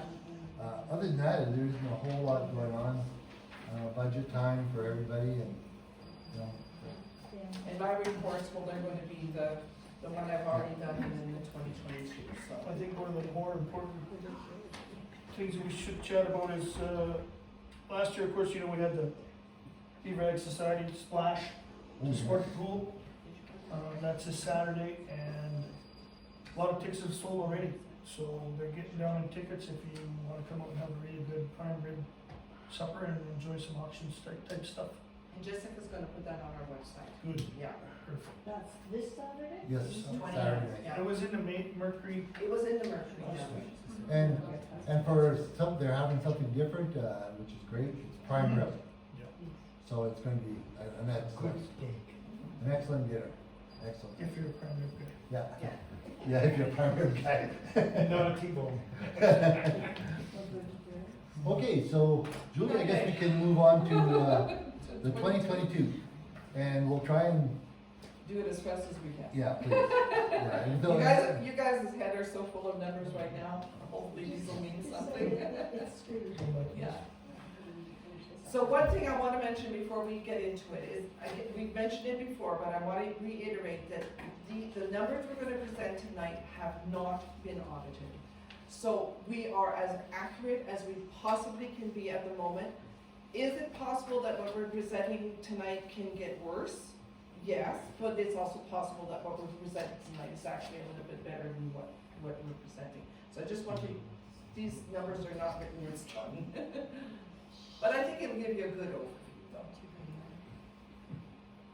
So we're gonna look at the approved budget, we're gonna look at revenue versus the budget, spending versus the budget, what that net and surplus and deficit. We're gonna look at some of the bank accounts, payroll, contracting, sole source contracting, CAO support services, and then our final summary. So the budget that was approved in May 2022, if you see in the purple box there, thank you for coming. The approved spending was going to be $1,792,808. 1 million. 1 million, I'm sorry, I'm tired too. The approved revenue was $1,587,087. They realized there was a deficit, so in the budget, there was a planned transfer from reserves of $205,721.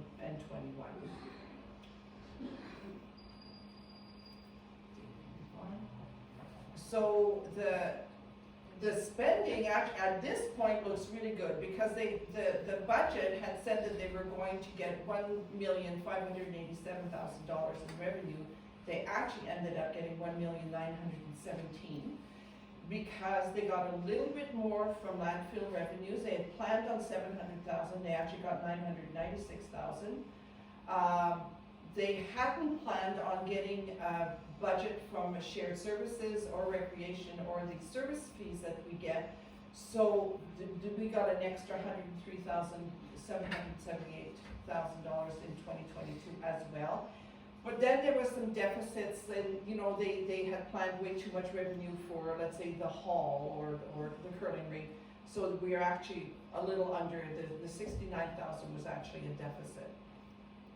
All in all, it looks good at this point. Now these were the actual expenditures, $3,220,63. So other than the utilities and some of these other expenses, we were way over. Go to the next sheet, because it'll show you what the next slide. So this is it. Salaries and benefits, already approved at 363, which was really high to begin with. They actually spent 549 or 550,000. Councilor expenses should have been only 60, they're 112. Business and training, 42, they spent 98. Professional services was already very high at 430, they spent 754. Contracted and general services, 83,000, they spent 646,000. Supplies and materials, 126,928, they spent 156, that's actually pretty good for them. They were only over by 30,000. Repair maintenance, 40,000, they spent 64. That's not, repairs and maintenance are a difficult thing to plan for. I don't find that too bad. Requisitions were on par, and municipal operating grants were not too bad. But again, the debt repayment was over because they had only, it was actually under, they had planned on spending 221, they actually spent 208, which was really good. But you can see, they had planned to spend about 1.8, they spent 3, so they were over by 1.2. Jesus Christ. Wow. Yeah. Have we looked into his brand new tanks over there? He just expanded his gas station last year. I don't know. I'm sorry, what was the question, I'm sorry? Did anybody look into how Nick paid for his new gas station? That only certain people can use? No, that was totally done by the company that owns that. Nothing to do with Nick at all. Yeah. That, that we can see so far. Yeah.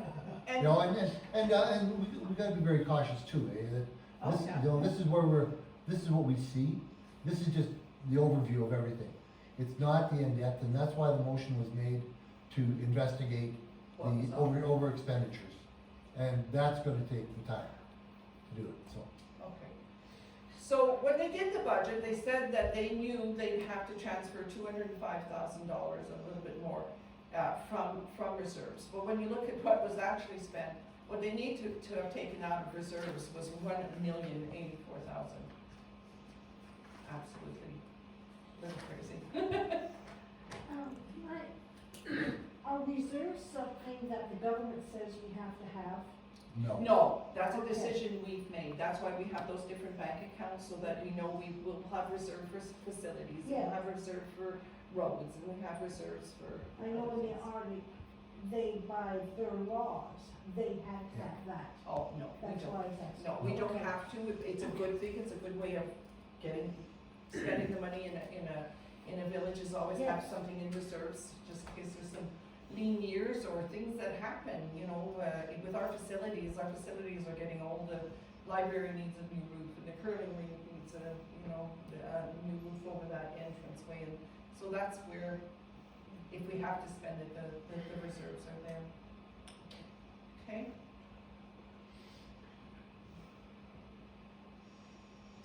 So, payroll. In 2022, the staff budget was $363,000, which is already high, because that doesn't even include the CAO. and they spent $549,943.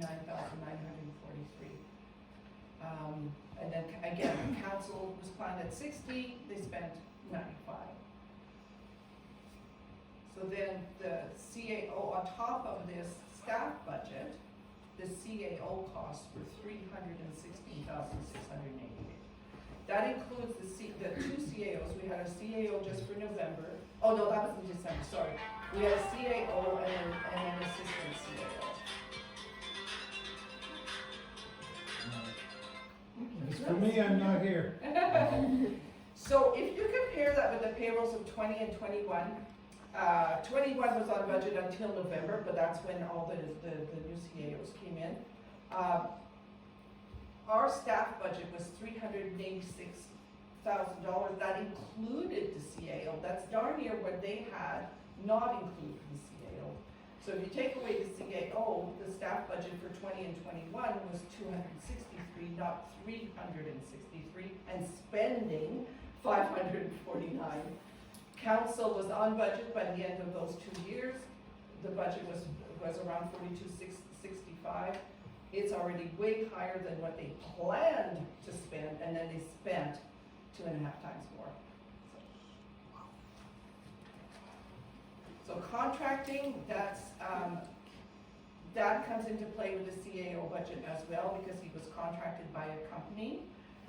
So the contract is in there for him, the contract for other things that his company provided for us, as well as municipal consulting and communications and stuff, and legal. Yeah. Are we going too fast? Do you want to see more numbers, or? No. Yeah. Will we get access to these slides? Sure. Yeah, I would love So maybe not tonight, can you come in tomorrow and we'll print them for you? But with them online? Or online, I can put them online as I well. mean, then everyone can just. Yeah, okay. But Is that okay with please council? keep in mind that when you look at these numbers, and They're not. then you look at the audited numbers, there could be differences. Oh. And don't say, oh, you told us this and This this is is what's wrong. happened. Yeah, So- it's an Yeah. overview, it's It's an a overview. 10,000-foot overview. Yeah.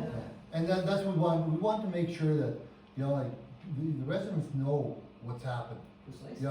And we've never had this in the last year, and we felt that, that we needed to do something Yeah. to bring our residents, at least give them some information. Yeah. And As long exactly as we you can don't give hold it. us penny to penny on these numbers, I think it's a good enough overview, so you General. guys can really tell that, The bottom line is, we know the bank account is down 1.2. yeah. That's the telltale. So then there's this, so I can't remember the name of that, NW, it's New Western Partnership Trade Agreement, that's what the NWPTA means. Basically, it's saying, if you're gonna spend money on some contracts, if it's $75,000 or over, you have to send for tender. You can't just accept somebody to spend $135,000 and never get another person to say, I could have done it for cheaper, right? So you can see in this one contractor, he already had $86,000. He was already over the $75,000, and they still gave him, the $5,000, the $11,000, the $8,000, the $25,000. So I don't know what we can do about that. I just wanted to point out that it's this kind of mentality for overspending that was there in 2022. This never should have happened. And those were numbers that council had asked for Exactly. many times, and were never, there's this excuse, that excuse, and whatever. Yeah, it seemed like once this contractor was hired, it was like whatever he could do, Yeah. he was given, whether it was approved by council or not. And that's what this investigation, but you can see how much work this is going to be. I have to look at every single expense that was done there.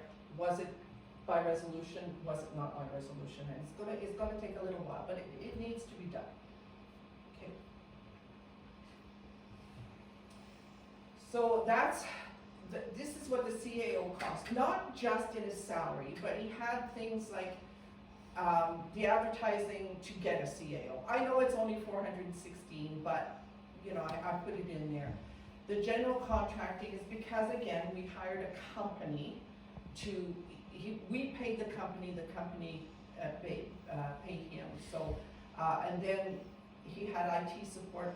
I don't understand that particular line, but it was specifically for the CAO, asked by the CAO, just for the CAO. So altogether, that CAO last year cost us $316,000. Good year for him. Yeah, and again, this looks, I don't think I'm gonna get into this too much, but it's basically, you know, again, we're looking at, we thought we'd have a deficit of 205 to take out of reserves. We're actually gonna have to take out 184 out of reserves. And the reserves, unfortunately, is probably gonna mean taking it out of the 2023 money that we're getting as well, because there's not enough reserves. So like I said, we're paying for 2022 for a little while. And that's basically it. That's the surplus. Yes, Would you allow in the budget for the coming lawsuit? Yeah.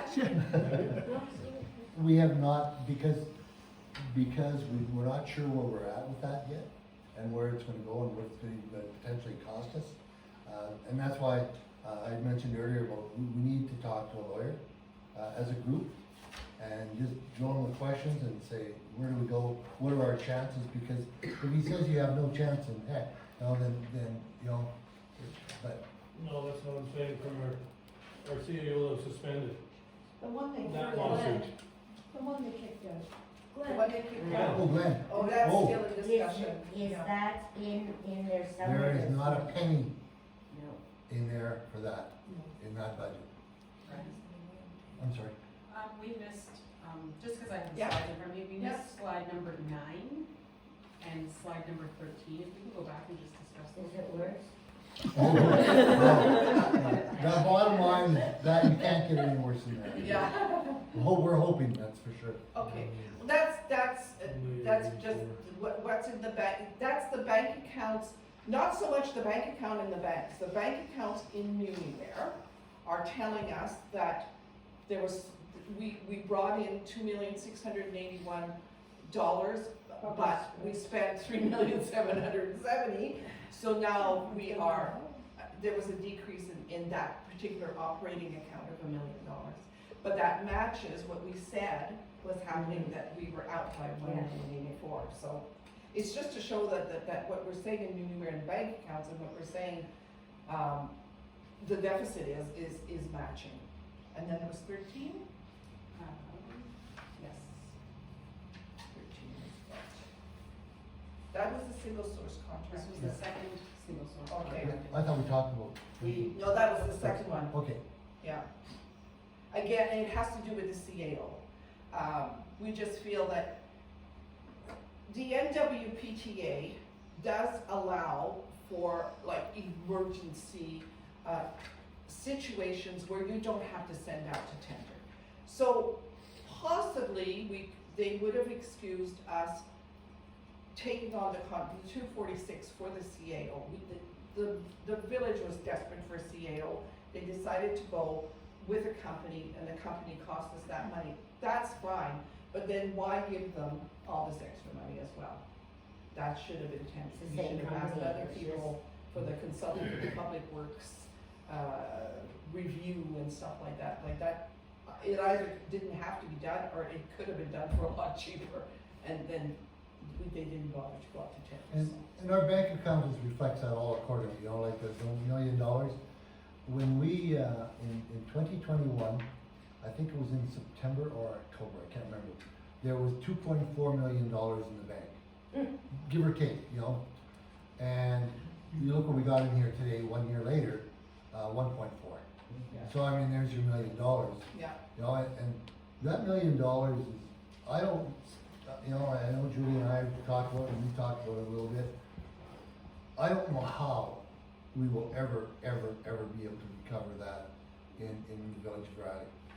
That has put us so much in the hole with regards to construction of capital projects.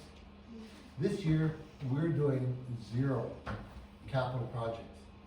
And when you do that, 2 years in a row, well, that's, you know, Yeah, It that's, hurts the village. it's gonna It hurt. hurts the And, village. and next year, we gotta make sure that we have money, some money from this year, if we can, and whatever we can get from next year, and also the MSI from this year and for next year, and we put it together and we get our Highway 49th Street done.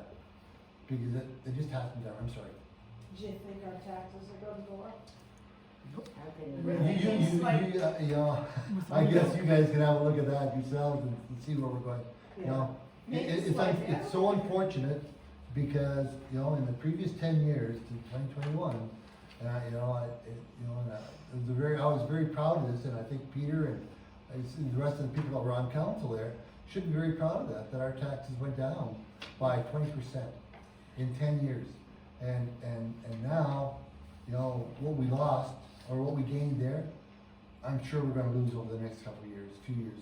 The thing is, the people voted them in, Yeah, so we are responsible. partly.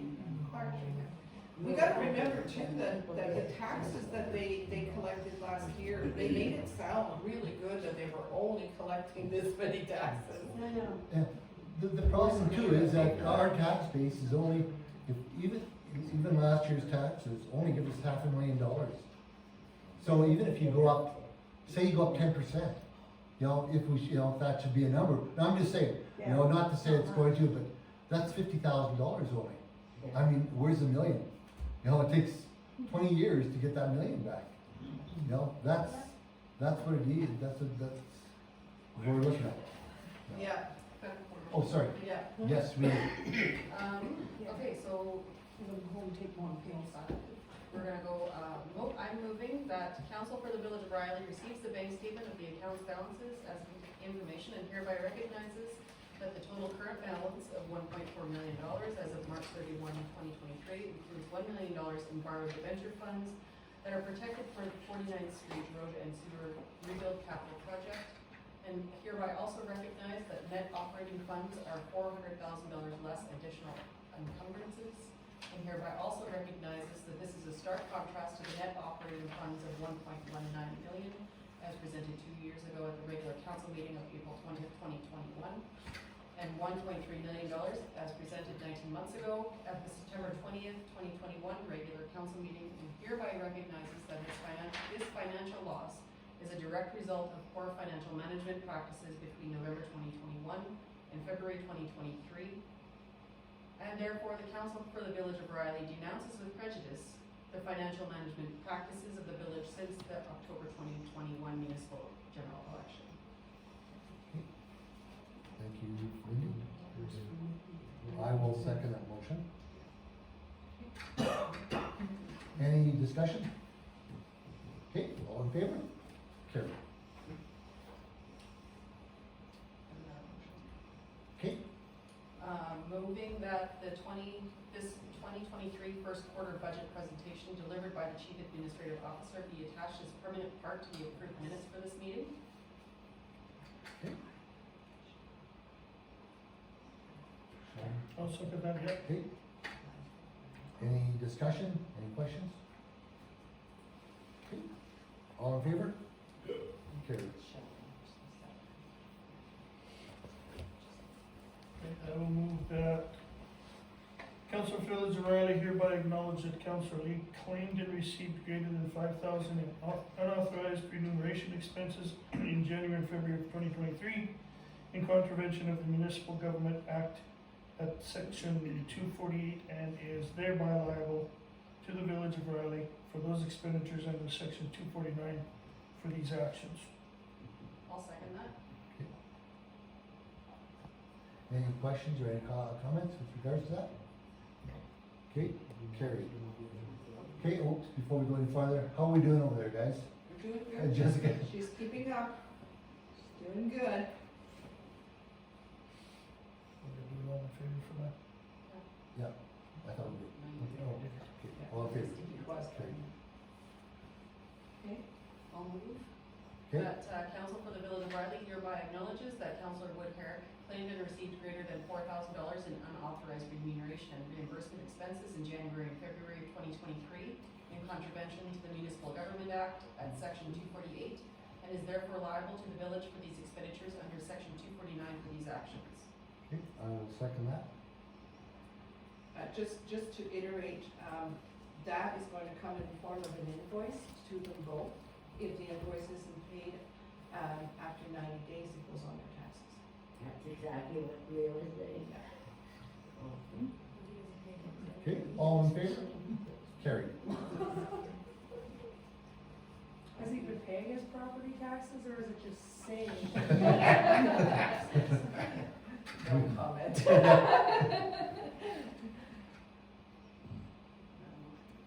Yep, one more motion there. I will move that Council of the Village of Riley directs administration to enforce the liability of unauthorized remuneration and authorized reimbursements submitted and received by Councillor Lee and Councillor Wood Herrick for activities, meetings, and/or expenses between December 1st, 2022 and February 28th, 2023 that were not authorized pursuant to the Municipal Government Act under Section 248, namely that such expenses were not approved by a budget or by a resolution of council, that such attendance was not directed by council, and that some of such activity was exercising the function of performing the duties assigned to a chief administrative officer.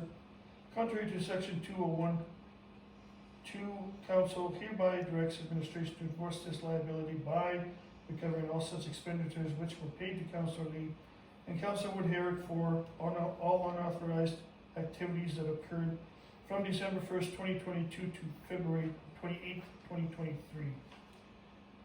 I'll second that.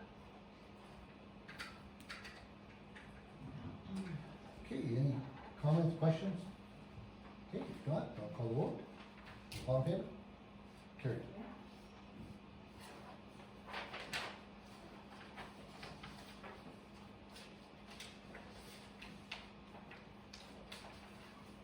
Okay, I'll make the next motion. Move the council for the Village of Riley directs administration to determine and report to council on who committed and or caused communication services to occur that resulted in a council general ledger expense of $2,510. I will second that. Okay, any questions, comments? Okay, all in favor? Carried. Okay. Next motion. I'll move this. The Village of Riley directs administration to determine and report to council on who committed and or caused legal costs to occur that resulted in a council general ledger expense of $3,349. I'll second that. Okay, any comments, questions? Okay, all in favor? Can I just explain that a little bit? Yeah, I was just going to, okay, go ahead. Sorry, No. because when we started looking, the accountants and I started looking at the general ledgers that had been done, those two numbers were showing up under councillor expenses. It seemed a little strange for us, so that's why we've been directed to look into why they were there. They might be okay, but it just seemed to be strange to be in that particular GL.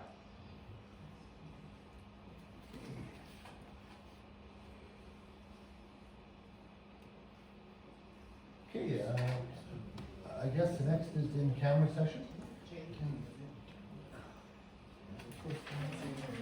Hey, guys. We already filed it. We filed received it. Yeah, we did that, Sheldon, Yeah, we jumped around, Yeah. unfortunately. That was already received and filed. okay, Too anxious to get the budget started. yeah. The next session is an in-camera session. There'll probably be motions made, when we come out of camera, so, just be aware. But it looks like a pretty lengthy session in camera, so it'll probably be an hour, I would suspect. in Just camera. to tell folks too, we will be muting the sound and shutting down, pausing. We'll go into in camera, but we will come back on YouTube if we're not even if we're making, we will come back on YouTube when we come out of in camera.